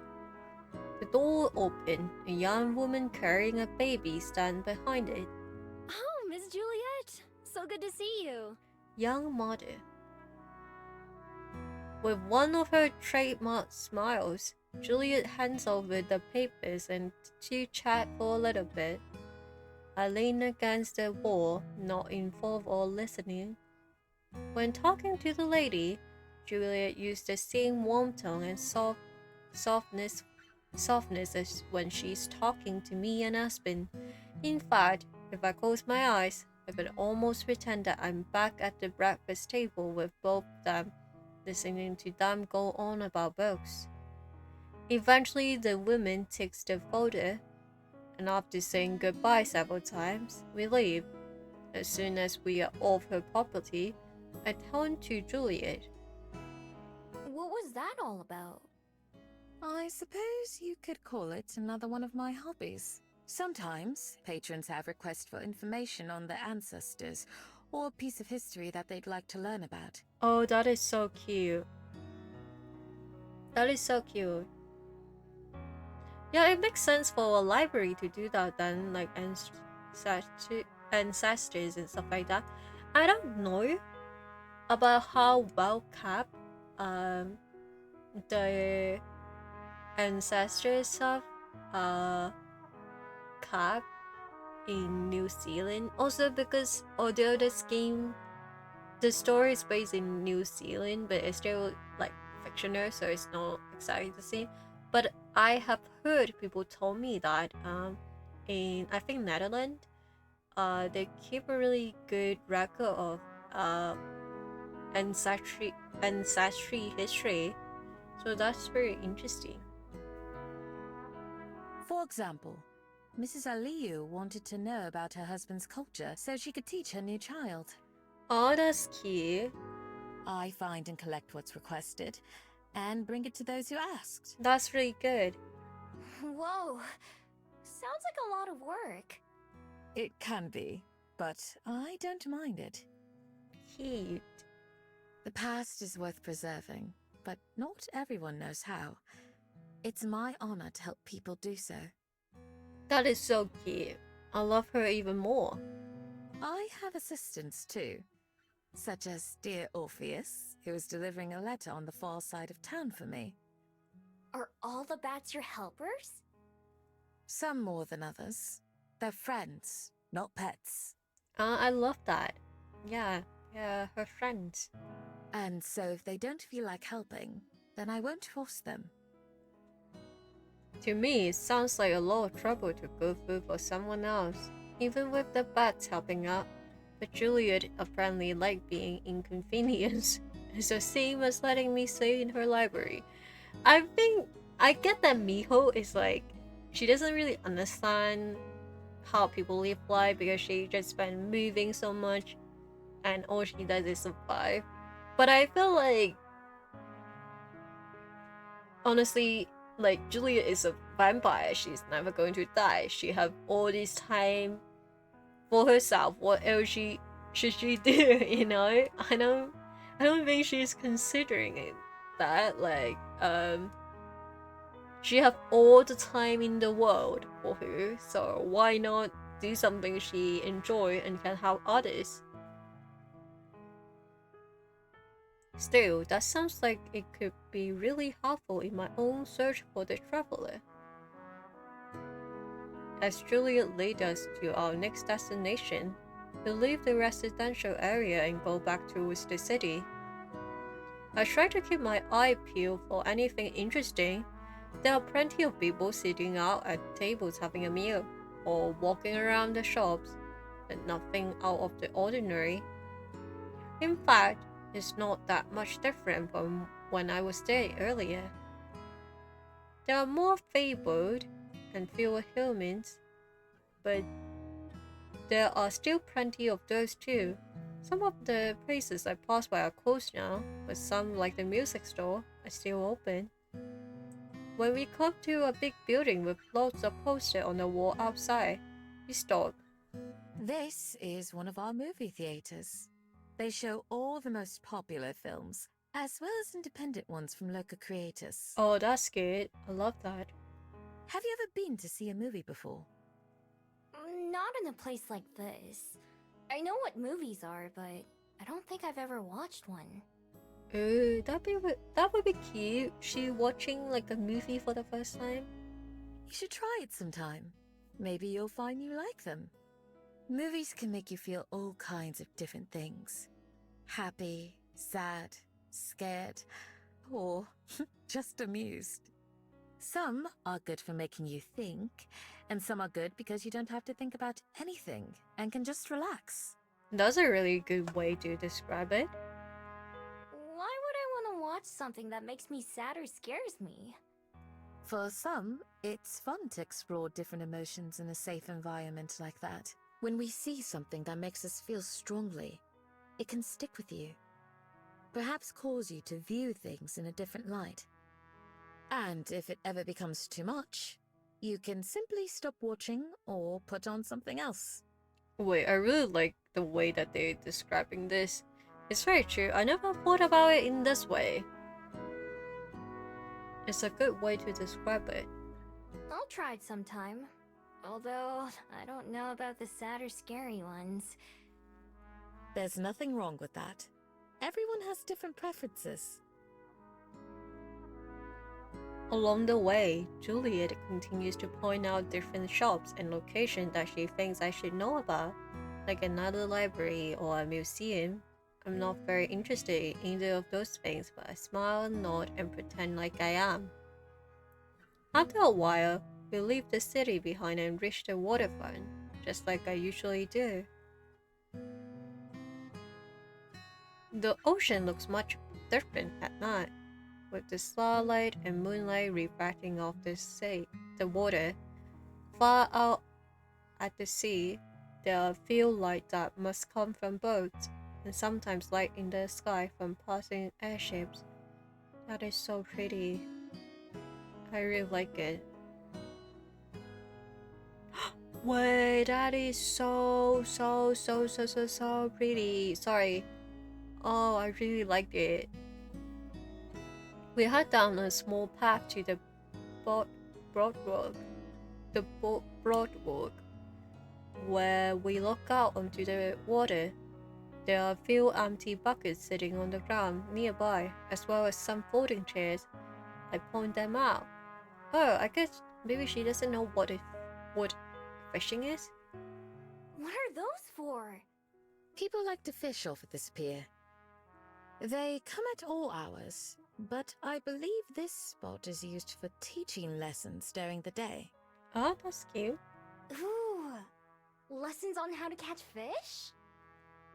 That's correct. Is that something you're interested in? Maybe. Huh? It's one of those things that I like doing as a fox, but I don't know if I'd like doing it the human way. Should you decide you'd like to try, I'm sure there would be someone here who's happy to instruct you. Yeah, maybe.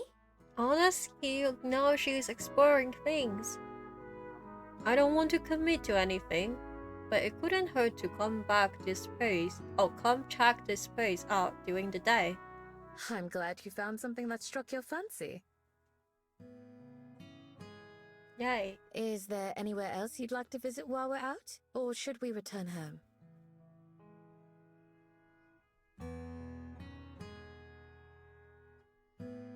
Sorry, let me drink some tea first.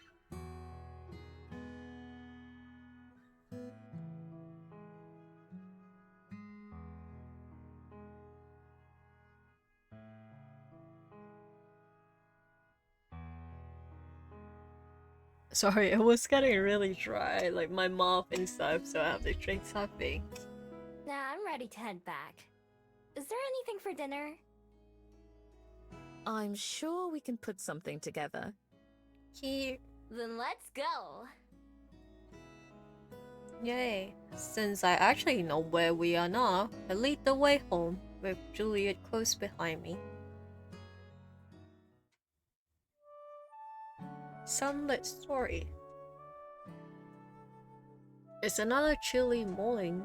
Oh, it's another chilly morning in Wellington. I'm outside the bell house waiting for Aspen. Oh, because she's opening early today. Let's save.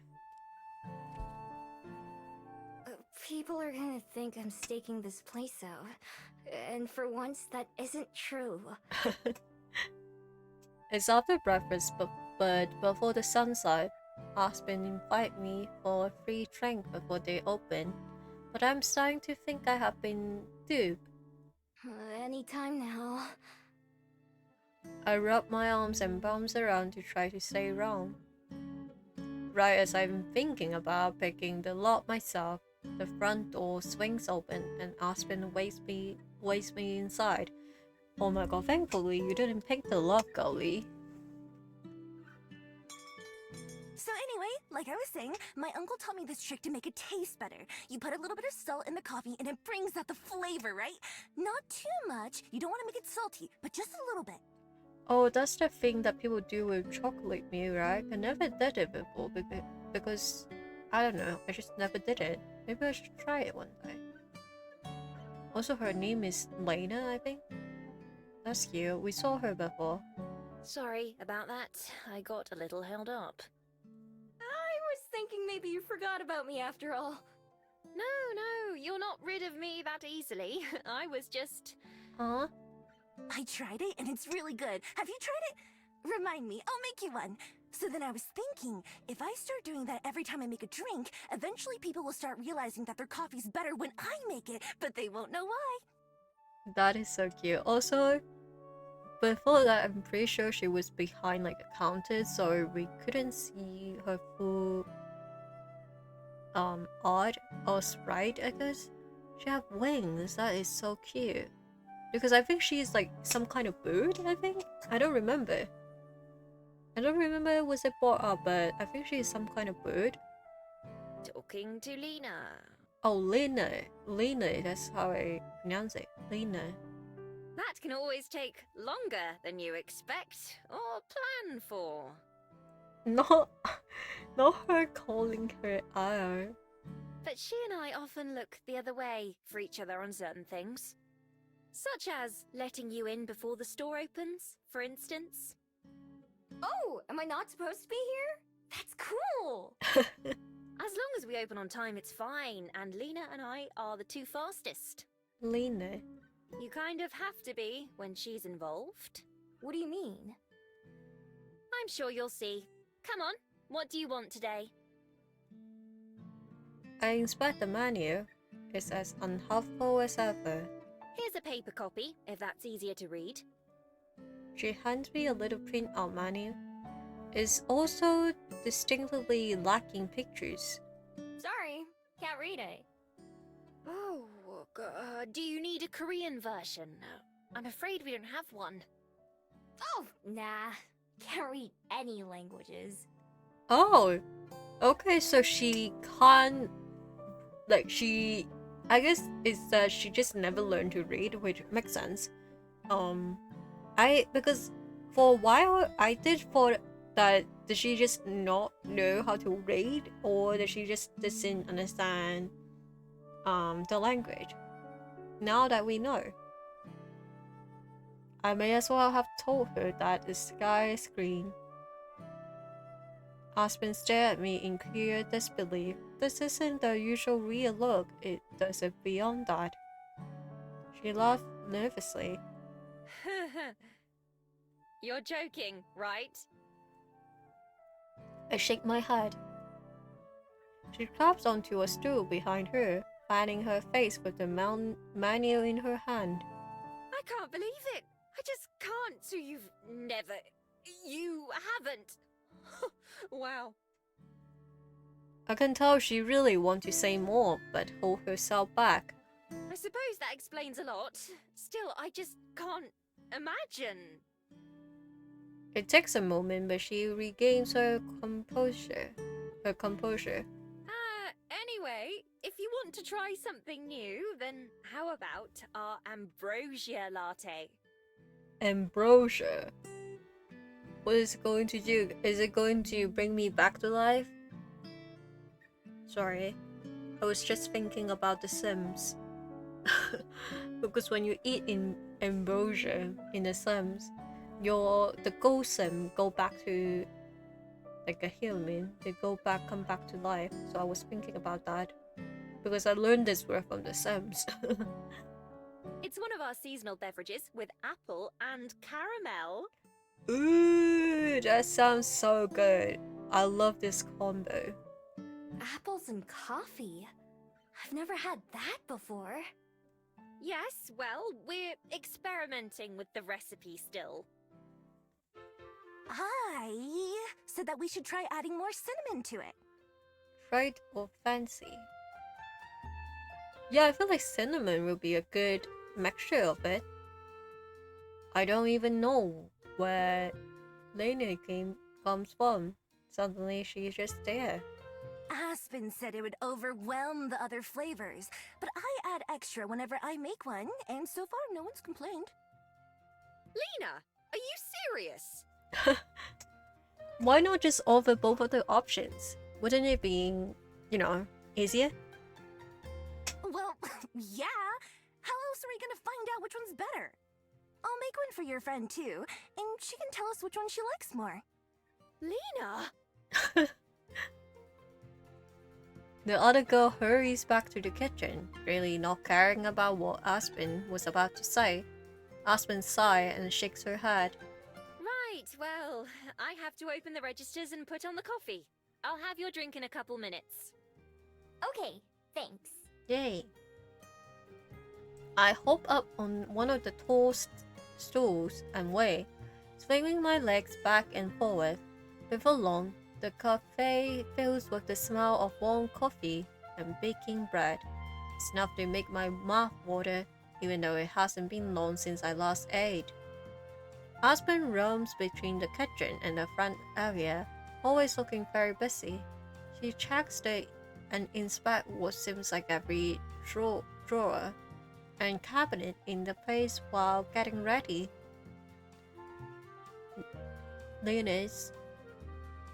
Luna's busy too, mopping and setting up chairs. At some point, she put earphones in, and her music is loud enough for me to hear it from across the building. After a while, Aspen returned to my table, along with a steaming paper cup. Here you go, one ambrosia latte. I popped the lid off so I can take a peek at the drink itself. It smelled light and fruity, and a swirl of caramel syrup is melting into the coffee and whipped cream. Oh, that sounds so nice. Looks good. Oh, this makes me want to drink some. Hopefully it tastes good too. I have a tiny little sip.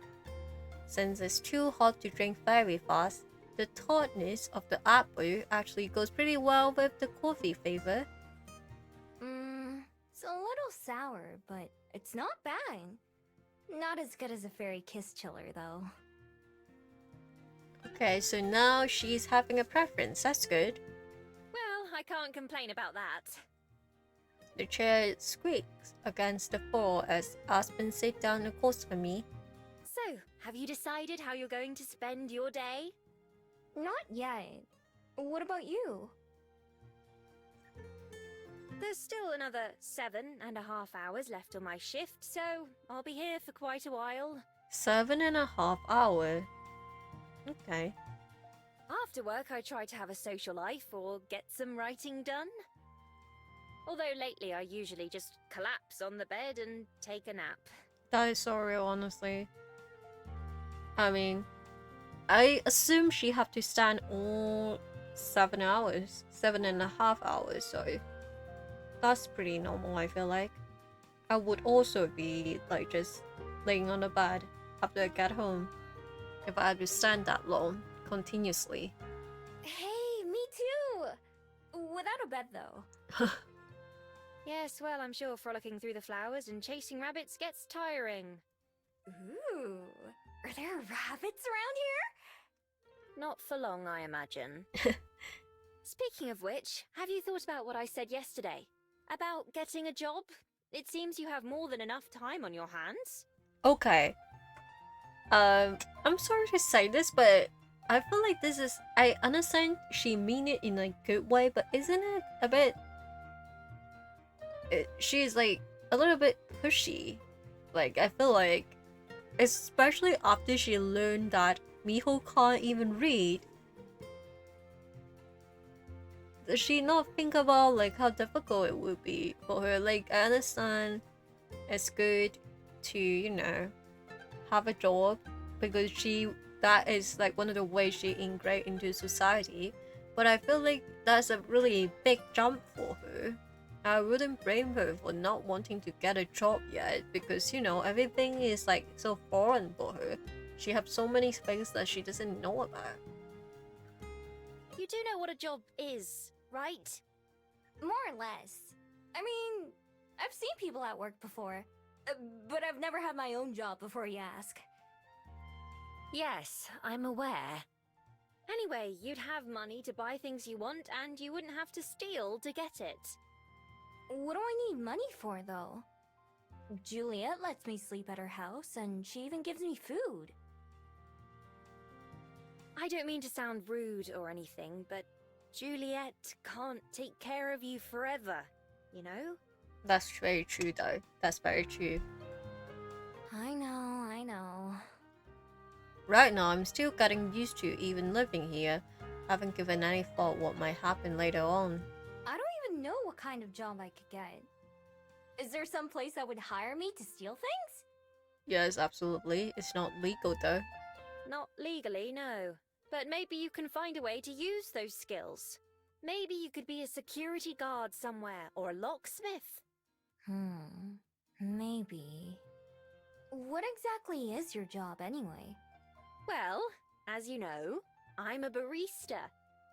That means I make coffee and tea and hot chocolate and whatever else our customers ask for. Some people rely on our products just to get through their day, so I consider it to be a very important job. If we were to close or go out of business, there would be a great many people who would be distraught over it. I mean, it looks like a really nice place. Wow! And you're gonna do this for the rest of your life? Not for that long, I hope. It's not my passion by any means, but I don't mind it. It can be rather exhausting though, especially on busy days. I can't say she's selling me on this whole job idea. What is your passion? It's this. Like she was waiting for me to ask. Aspen dramatically pulled out a small notebook and put it on the table. It's the one I see her writing in all the time. I lean forward to look at it closely. It's not very big, but the size of my hand, and it's mostly purple in color. There's an gold pattern around the border. Oh, that is so cute.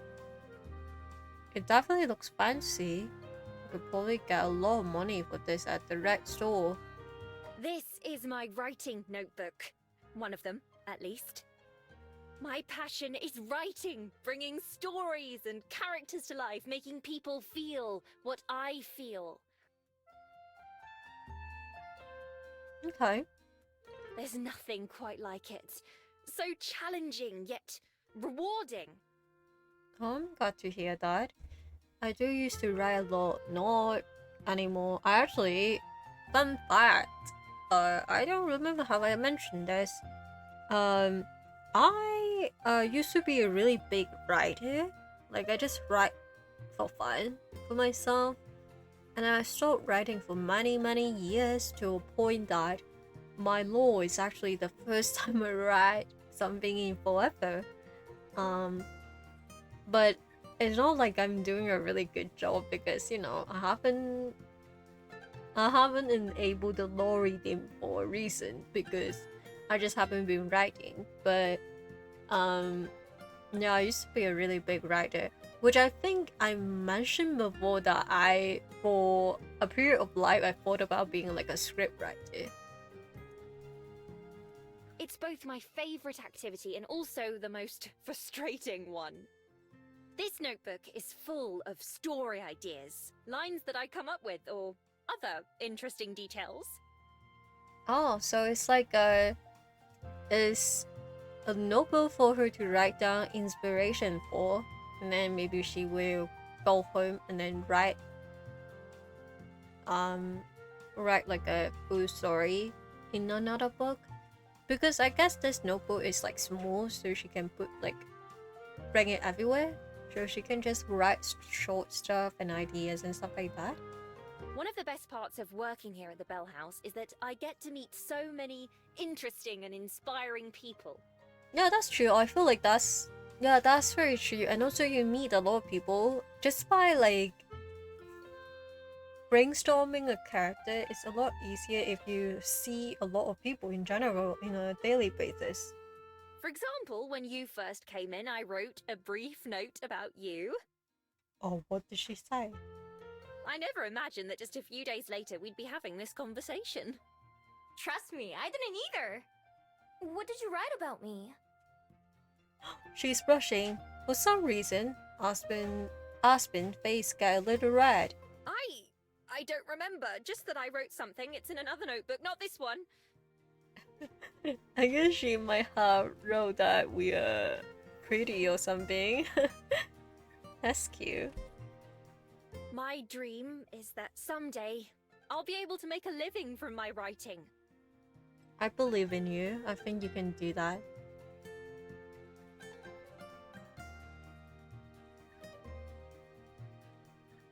And this is also for everyone who's watching who have a dream of doing something. Believe in you guys. In fact, when I moved to Wellington a couple of years ago, that was supposed to be the first step. Oh. It's been taking longer than I'd like so far. Every morning when I wake up, I tell myself that I'm not going to sleep that night until I finish at least a chapter. But then by the time I'm done with work, all I want to do is pass out. Yeah, I definitely get that. It's very difficult to balance out a job and your dream, honestly. Of course, that just puts me further and further behind.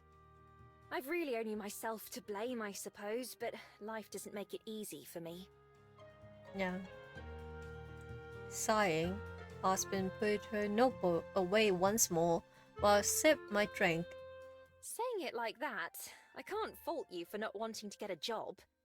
I'm only here because I need some way to pay the bills. That's just the life of a starving artist for you. If that ain't the truth. Did someone say job? Are you getting a job here? Is this an interview? She's so cute. From out of nowhere, Lena appears with a cup in her hand. No, Miho's just a friend. And were you eavesdropping on us? It's not eavesdropping if you're in public. Well, I guess that's true, yeah. When you're talking in public, you know, you can't fault anyone for listening into your conversation. You should learn to talk quieter if you don't want people to hear you. Like me. Tell me you're joking. About what? Before Aspen can even answer, Lena turns to face me inside. Anyway, that's too bad. We could definitely use the help. Hey, why not apply here if you're looking for work? I bet Aspen would put in a good word for you, right? I could do it too. It'd kind of be lying, I guess, since I don't know you that well, but you seem like an alright person. I mean, if Aspen trusts you, you have to be okay, I think. I can go get you an application right now if you want. I printed out a whole stack of them yesterday. Actually, it's the second stack because the first one jammed up the printer and... Lena, I am begging you to please be normal. What? Tell me why it's a bad idea. Do you not think... What's your name again? Miho. Do you not think Miho could do it? No, it's not that. I'm sure she'd do great. It's just... Wait, that sounds fun. Would I get to work with you? I mean, this is a... I mean, yeah, she does need, like, training. Like, she need to learn how to use, like, a coffee machine and stuff like that.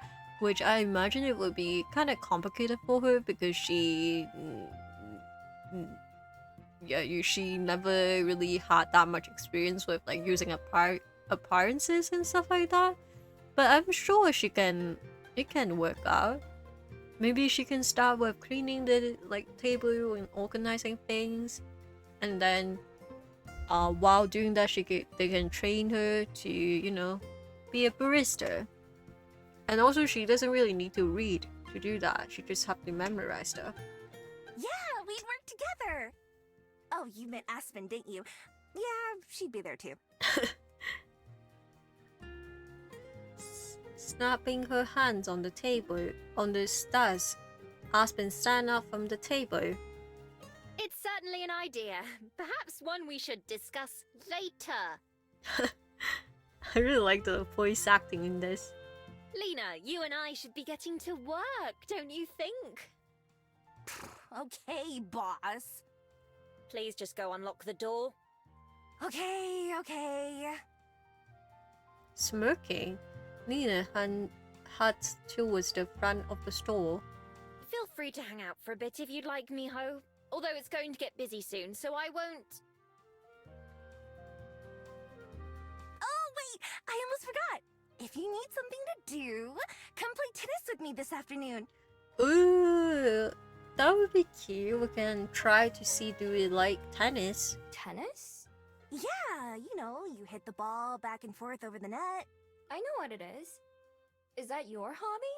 For now, I like trying new things. I'll think about it. I should try something new myself too. I wasn't asking. Oh. So she's forcing us to go then, I guess. Anyway, you said it yourself. You're totally coming. So, Okay. Oh, sorry. anyway, you said it yourself. You're totally coming. So, I'll see you there. She's a lot, but I know she means well. Can't help but feel I've been roped into something here, but it's true that I should at least give it a shot. Maybe I would turn out to like it more than I expect. I mean, even if she doesn't like it, maybe she can meet more people that way. Cool. Lena start to leave again, but then suddenly jump back around to face me again. Oh, right. There's one more thing. How many more things does she have? I can practically feel Aspen exasperation as Lena runs back and slams the cup she was carrying onto the table in front of me. Try this. Tell me which one you like more. The one I made or the one Aspen made? Okay, so the one she made have cinnamon in it. Okay. With an unnecessary loud sigh, Aspen goes and unlocks the front door herself. I'm only halfway done with Aspen's drink, but I take another gulp, paying attention to the mix of flavor. Then I do the same with Lena's. Lena's watching eagerly, fist clenched in excitement. So, what you think? Come on, be honest. I can't taste a single difference. They're both good.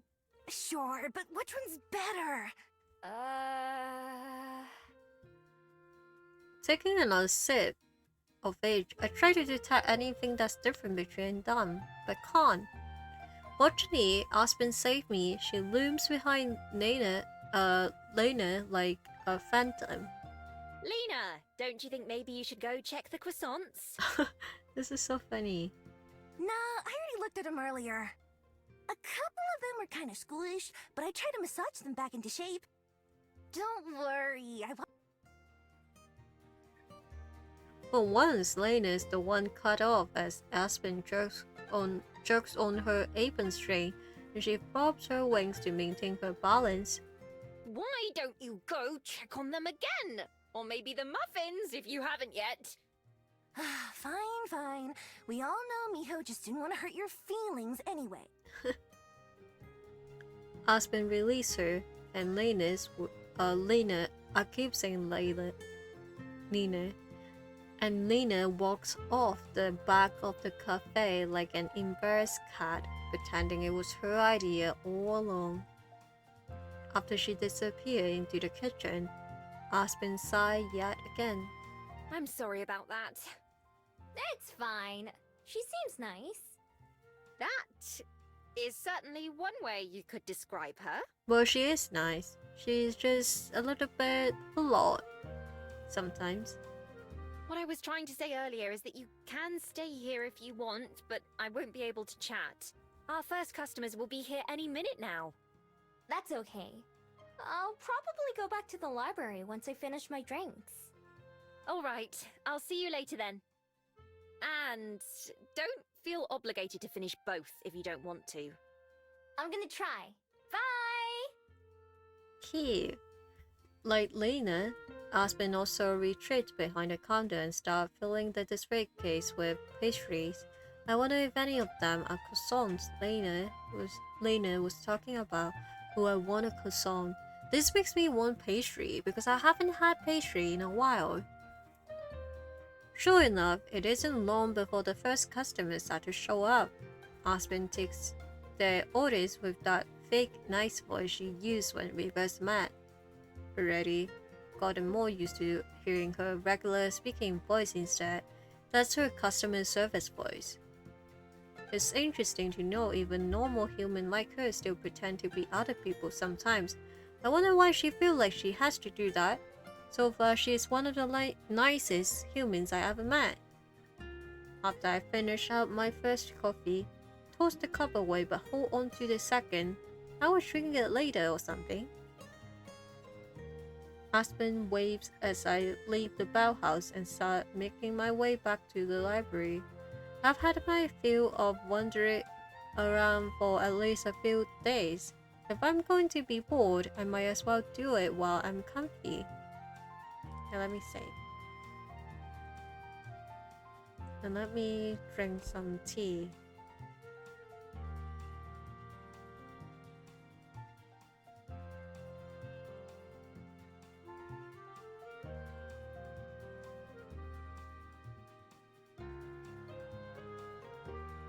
Okay.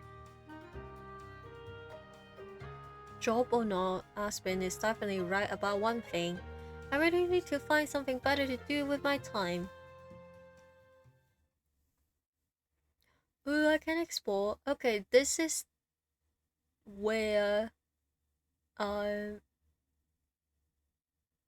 Nina is. Is she there already? Because I mean it's the afternoon, so maybe. Let's check it. After a few hours of sitting around at the library, I'm bored enough to take Lena up on her offer to play tennis. The only problem is, I forgot to ask her where and when. Sometime in the afternoon, I go down to the Bell House, where an employee tells me both Aspen and Lena have left for the day. They gave me the direction to a place called Hatata Park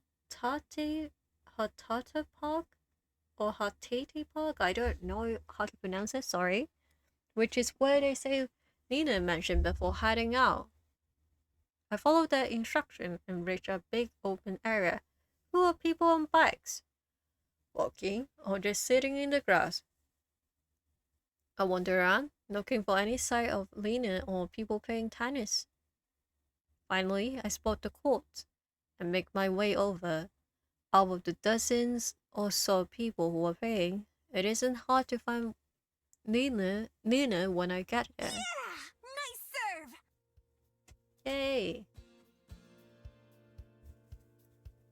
She runs back and forth, leaping and diving to hit the little green ball before it can touch the ground.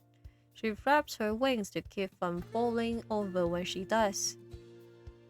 Her partner, a tall boy with antennas, I think it's antennas, on his head, looks exhausted. When he swings his racket, it looks like his arm might fall off any second. When I get close enough, Lena noticed me and stopped mid-dive. Miho! You're late! Oh, she's wearing such a cute outfit. Now that she's distracted, her partner takes the opportunity to hurry away, collapsing into the grass to rest. Sorry, I wasn't sure what time I should come by. Or where. Oh, right. I guess I should have told you. In that case, good guess. I don't bother telling her that I got a hat from one of her co-workers. Lena picks up a racket from nearby and offers it to me. Ready to play? I guess so. I don't really know the rules though. Nah, it's fine. Me either. Just try to hit the ball, alright? Okay, I can do that. Are we going to see the friend? I want to see the friend. I want to see their design. I take my spot on the other side of the net, trying to imitate the way other people are standing. Alright, here goes! Nina dropped the ball and then knocked it towards me. I watch it carefully, and when it gets close enough, I swing. The balls go soaring way over her head and fall into the grass out of sight somewhere. Maybe a little less oomph next time. Let's try it again. She served the ball, and this time I just barely hit it over the net. Nina dived for it like before and sent it sailing back to me. The more we play, the easier it gets. Both of us miss the ball or knock it into the net a lot, but it's not too bad. Finally, even Nina gets tired, and we take a break to drink some water. How long have you played tennis? That is cute. It seems like she is doing it well, you know? Like, today or in my life? In your life? She thinks about it a bit, scrunching up her nose. About a week. Huh? Oh, that's it? I mean, she said that she liked to try new things, so I guess she liked to switch things that she do a lot. Yeah, how about you? About half an hour, I guess. Oh, right. I forgot about that. See? We're both trying new things. Yeah. The whole time we're talking, Nina keeps glancing away from me to watch the other players. I try to figure out what's so interesting, but can't. Okay, break's over. Let's play some more. We get back on the court and play for a little longer until the end of the hour. As everyone else starts to pack up and leave, I follow Lena, who puts away our equipment. So, what'd you think? Did you have fun? It was alright. I wouldn't mind doing it again, but I don't know if I'd want to play all the time. That's okay. That even if you don't want to play all the time, it's still something that you don't hate and you think it's alright. It's also, I feel like it's good that she's like meeting other people. I can see why some people enjoy it at least. Being outside is nice, and it was a good way to burn off some energy. That's good. They meet a few times a week if you want to come back. Will you be here? Not sure yet. Even while cleaning up, she's still distracted by someone or something else. When the other players walk past us on their way out the park, Lena turns her head to watch one of them. Get ready, because we're planting trees here next time. Really exciting, right? If you want to help out, then come to me after. Does she have a crush on this person? I catch a snippet of conversation as the person Lena's watching. Wait, what? What is that word? It looks very familiar. Let me search that. Dryad. A dryad.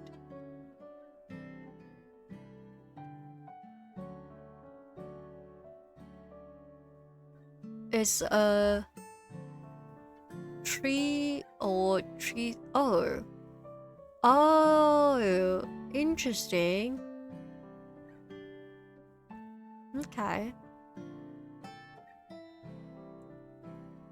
Dryad. Watching a dryad goes by, Nina must hear too, because she instantly closed her eyes and put her fingers against the side of her head. Planting trees. Planting trees. She repeated the words to herself a few times, then her eyes snapped back open. Okay, got it. Got what? What I'm doing next time. I'll have to start studying up tonight so that I'm ready. Okay, if you say so. Wait, okay, so because the character is named, so I'm wondering, is that like her crush or someone she just really want to talk to, and she's changing all these hobbies because she just do whatever that person would do, you know? Maybe that's the reason she was like, oh yeah, I'm not really sure, am I going to be there next time? I'm pretty lost, but maybe this is just how Nina is. You should come too, if you're not doing anything. I'll tell Aspen to give you the details. Sure, sounds good. Yeah. Planting trees are good. Not sure if I want to commit, especially since Nina probably won't even remember me the next time we see each other. Playing tennis wasn't so bad, so I should at least keep my options open. Good. Alright, see you then, Miho. See ya. Waving goodbye, Nina heads off down one of the paths. I take a different one that leads me out of the park, back to the library for the rest of the day. Here. Oh, with a tiny ding, the toast pops up. I lower it onto the tray with the other slices. I bring the dish over to the table. Oh, we made our own breakfast today. Thank you, Miho. Go ahead and put it by the butter. Oh, we were helping. That's cute. Oops, sorry. Let me get my bag out of your way. Once the table is set, the three of us sit. I've gotten more used to the routine of breakfast and know when to do things like pass the salt and pepper without being asked. Every morning so far, we have the same thing, eggs and toast, but it's a lot tastier than convenience store food. There are different spreads and fruits to change things up. Like usual, I'm the first one to finish eating, followed by Aspen, who stretches with a content sigh. Breakfast was as superb as always. Thank you, Juliet. It's my pleasure. The two of them saying that's part of the routine too. Oh, it's part of the routine too. Cute. Usually Aspen would be getting up right now to leave for work, except this time she doesn't. Don't you need to go, Aspen? Is this your way of trying to get rid of me? She peers at me from over the rim of her cup as she sips her coffee. Nah, I haven't thought about that. I was just wondering. I'm not sure if I should be flattered. Anyway, I'm working a mid-shift today, so I don't have to go in until noon. Okay. Will you be writing then? Yes, I ought to. I'm about halfway through this draft, and I'm trying to finish it by the end of this month, so every minute helps. Oh, I hope it goes well then. Oh my. Halfway already? That's excellent progress. I look forward to reading it when you're finished.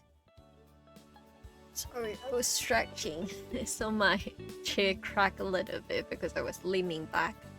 Don't give me too much credit, I still have to get there first, and you know how that's gone before. That's okay, as long as you're trying, I feel like it's okay. All you can do is keep trying. Exactly. What are you writing? A book. I've been working on it for a couple of years now, as long as I've been in Wellington. Also, she moved pretty recently still, to be honest. Not that long before. Whoa, you're only halfway done? How long is it gonna be? Only halfway. I wish it was as easy as you think it is. It takes time to plan the story and prepare to write, and then, even after the drafting is done, you still have to edit it and fix it. Of course, the more you write, the better you become at it. And so sometimes you notice flaws in your story that you didn't catch before, so you have to go back or start over. How do you ever get anything done then if you're always getting better?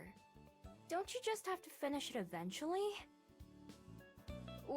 Well, like I said, it's not that simple. I mean, it is kind of true. You have to do something, but I understand that, like, you keep wanting to make it better as your skills get better. Aspen Cree is her third. Anyway, it's difficult to explain to someone who's never written anything. Believe me, any writer would tell you the same thing.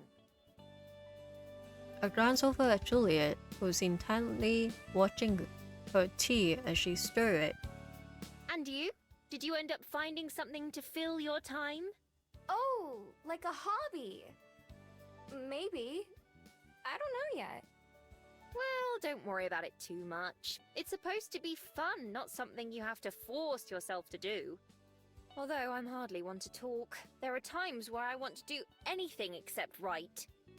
And that's okay. Sometimes you just don't have the inspiration, and sometimes you just simply don't want to write. That's okay. It's okay. At least you have something.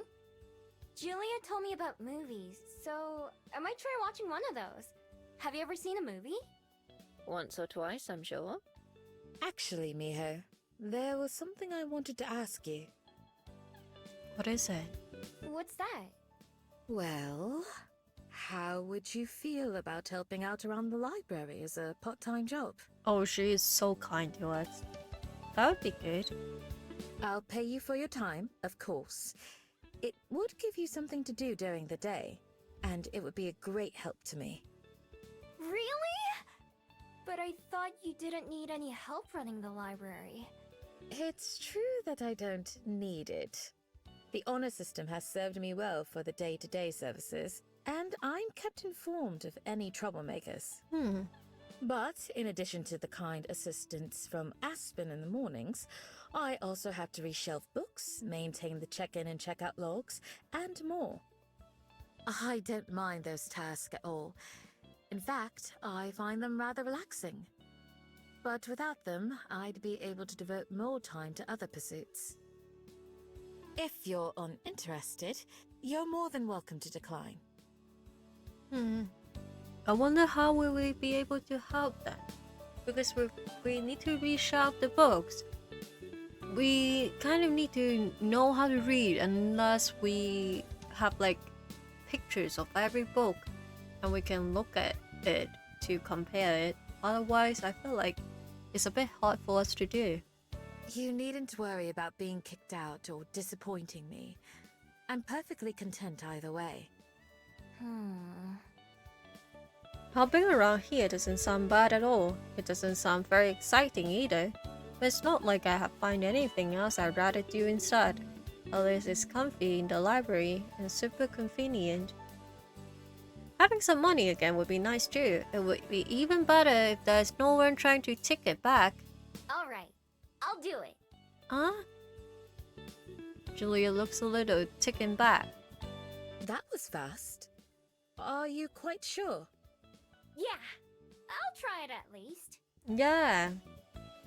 If it is like a really, if you end up not enjoying it, or if you end up being like, oh, that is really difficult, at least you did it and know that it wasn't for you, and you can figure something out again.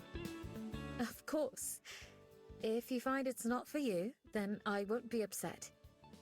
Why don't you take the rest of the week for yourself, and you can begin on Monday? Ooh, that's nice. Okay, that sounds good to me. Excellent. I'll be looking forward to it then. Yay! Two of them chat a little bit longer before Aspen leaves to go right, and Juliet goes to bed. I stay mostly quiet, thinking to myself, a job. That's something I never envisioned having. I figure I just keep stealing until... Until what exactly? I'm not sure. Until I find my person, I guess. That goal has been all I focus on for my entire life. But now, spending time here in Wellington is actually making me plan things out in advance. When I stop and think about the future, it is a lot of emptiness and mystery. It makes me realize just how little I have to fall back on. That's why doing all these normal things like getting a job could be good for me. I don't know what might be useful someday. As for my person, I'm still always thinking about them and how I can find them. That part hasn't changed. For now, I will just go with the flow, see where it takes me.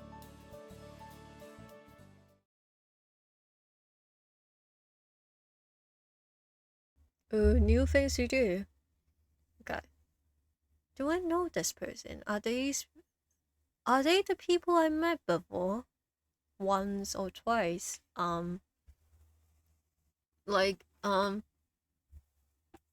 Is this the guy that we met, like, in the mountain, and is this the lost kid? Let's go to here. Felt like I could use a break. I head down to Cuba Street while I walk, count up the bills in my wallet. Not having to worry about money so much is nice. Can buy so much snacks. No one can yell at me now. When I get there, I zero in one of the convenience stores, stole sandwiches from my first day here. I browse through, grabbing anything that looks good, and carrying it at the front where I dump everything onto the counter. All of these, please. Are you having a party or something? Nope. It's all for me. The impressed-looking employee fills up a plastic bag with my bounty, chips and candy and sandwiches. Now, to find somewhere to enjoy these. I don't want to walk all the way back to the library, but all the benches around here are full. I carry my bag up the street, then down another and another. Oh, this is a new place. Eventually, I reach a place I've never seen before. A large brick entrance looms over me with a wide open black gate. People are going in and out freely, so it must be okay. It's not breaking and entering if everyone's doing it, right? As soon as I step in, I'm surrounded by plants. There's green in every direction. Oh, I wonder, is it like some kind of botanic garden or something? I don't have to walk for very long before I find exactly what I'm looking for. A nice quiet bench in the shade of a couple trees. As I'm walking over, something suddenly flies past my face.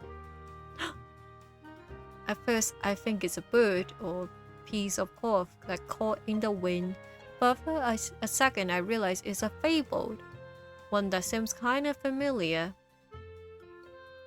It drifts away without stopping and floats in the opposite direction from me.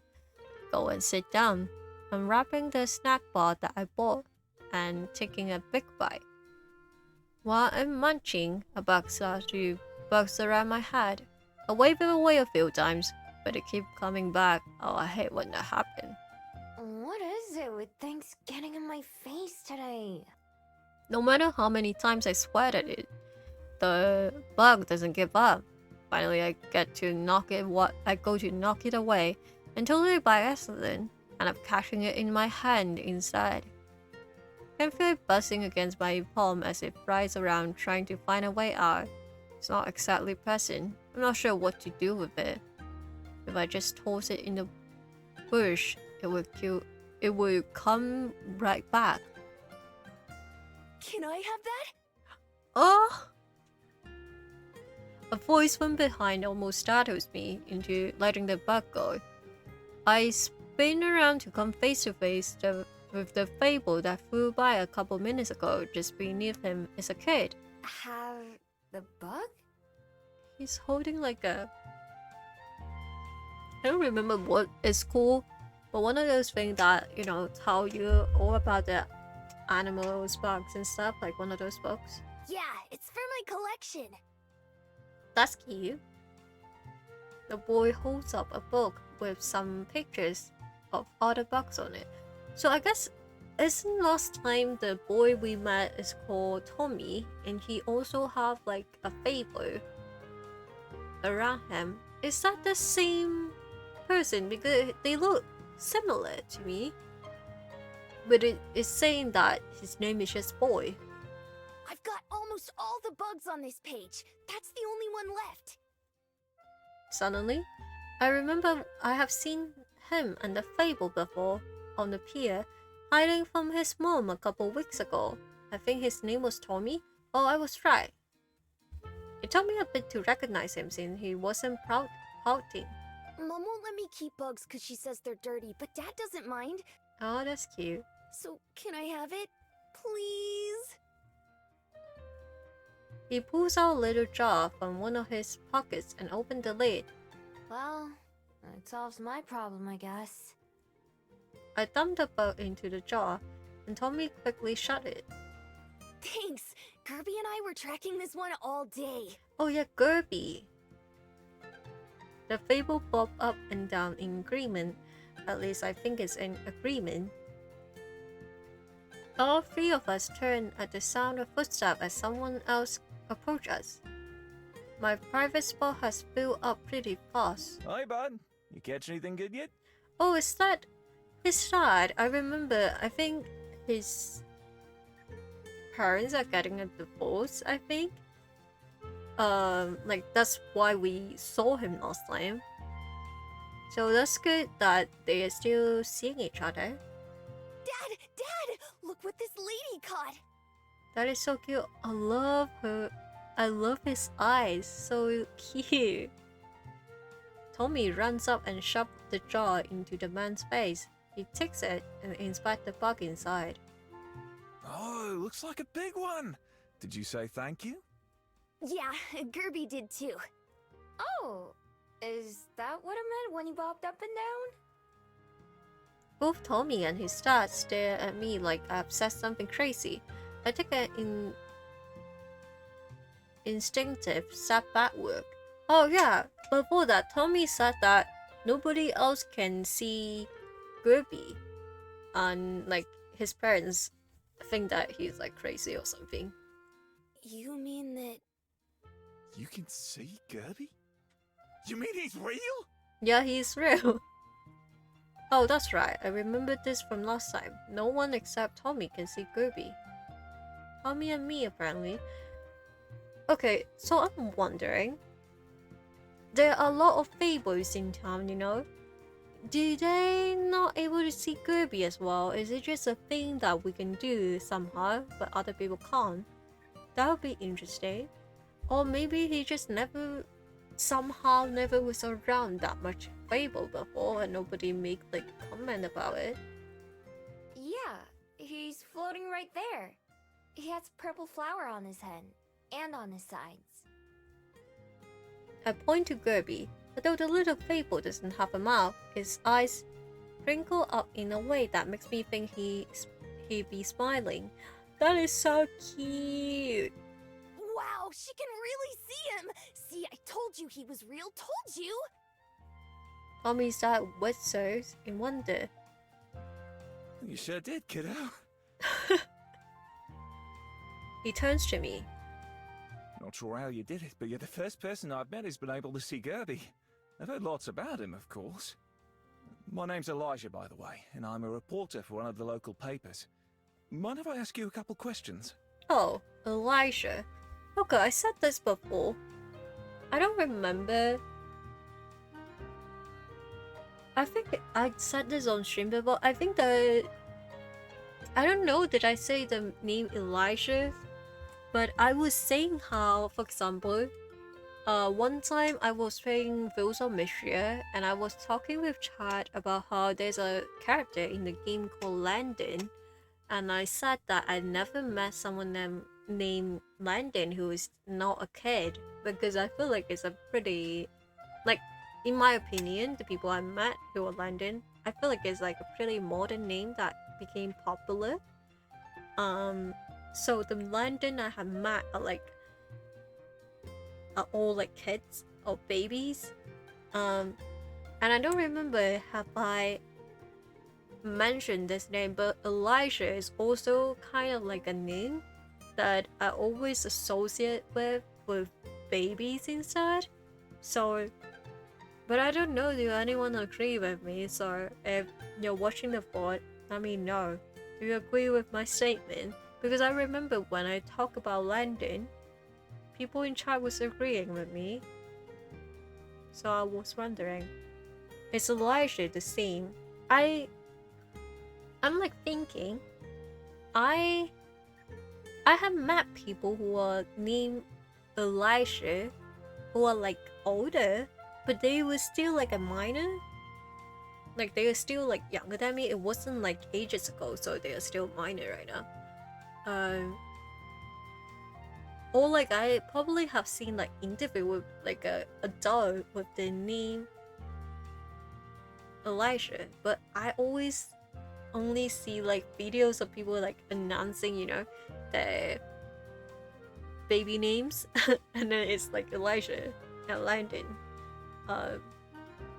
And the reason why I met like a minor whose name is Elijah is because I was like over at a friend's house, and my friends have like siblings, and their siblings like friends would came over, and then one of them was like, "Oh, my name is Elijah," and I was like, "That makes sense," because you know I always see kids having that name. So let me know what you think.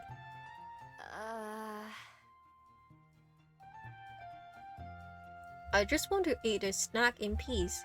Now I'm being asked to do an interview. My discover must show because Elijah waves a hand just like when I was trying to wave the bug away. It's fine, it's fine. Forget I asked. Didn't mean to put you on the spot. I'm just not very good at talking to people. Also, what would you even interview about? Like, are you supposed to... Do you want to interview me about this fable? But nobody else can see them, so what's the point of interviewing me? No worries. Thanks for helping Tommy catch that bug, though. Beats me having to do it. Sure. It was kind of an accident, though. Hey, an accident doesn't have to be a bad thing. Me and Tommy should probably be heading out, though, or his mum's gonna be upset with me. Oh, and Gerby. Oh, that's so cute. I really like his dad. He seems pretty sweet. Okay. Goodbye. Take care. Say bye, Tommy. Bye! It's good to see him so happy because last time he was really struggling with his parents' divorce because he basically like ran away from his mom, and he was talking about how he doesn't want to live in like another house and he wants his dad back and stuff like that. Elijah takes Tommy's hands and leads him back out the gate, holding Tommy's book in his other hand. Tommy carries the book in a jar, peeking in to check on it every few steps. Oh, that is so cute. Only Gerby stays behind, orbiting around my head a couple times before bouncing up and down. Then he throws off in the same direction as the other two. When I'm finally alone, I sigh with relief. At long last, I enjoy the snack that I bought earlier. And when a bug shows up and starts flying around me, I just leave it alone. I'm not taking any more chances. Cute. That's a cute story. Once we finish eating breakfast, Juliet, drums her fingers on the table, looking thoughtful. Let me save.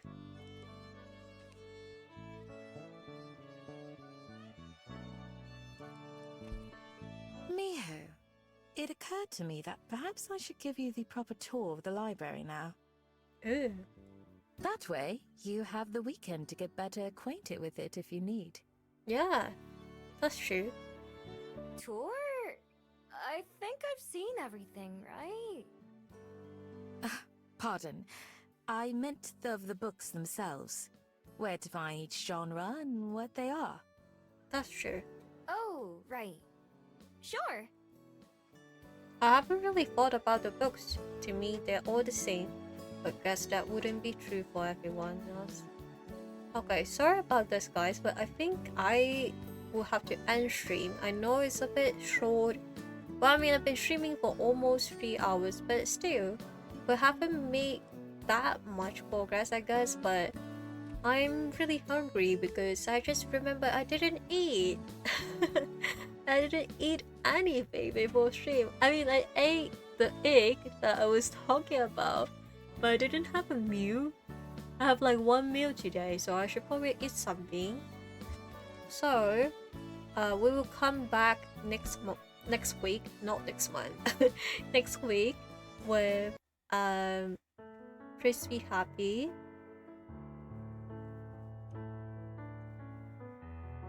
So I will see you guys again. Until we meet again, then. I really like when they do that. It's so cute. Okay, let me go back to the background, and I will play the music again and do the crediting. But thank you for people who dropped by, and thank you for the ones who watched the VODs. Be sure to let me know if you watched it. I mean, you can tell me next week. You don't have to tell me in private, but thank you so much for people who do watch the VOD. It makes me really happy because I just always assume people wouldn't watch it. If they miss the stream, I just kind of assume that people would just, they would just catch stream whenever, which is fine. But yeah, it always surprised me when people say that they watch VODs. But anyway, here are the songs that I use in my starting music and BGM for BGM today. I'm really excited to play Chrissy Happy more, and this will probably be a long series for us since the game, I think the full game is around it's more than 10 hours, I think. So long series, which is a good thing. We haven't had one of those in a while for visual novels.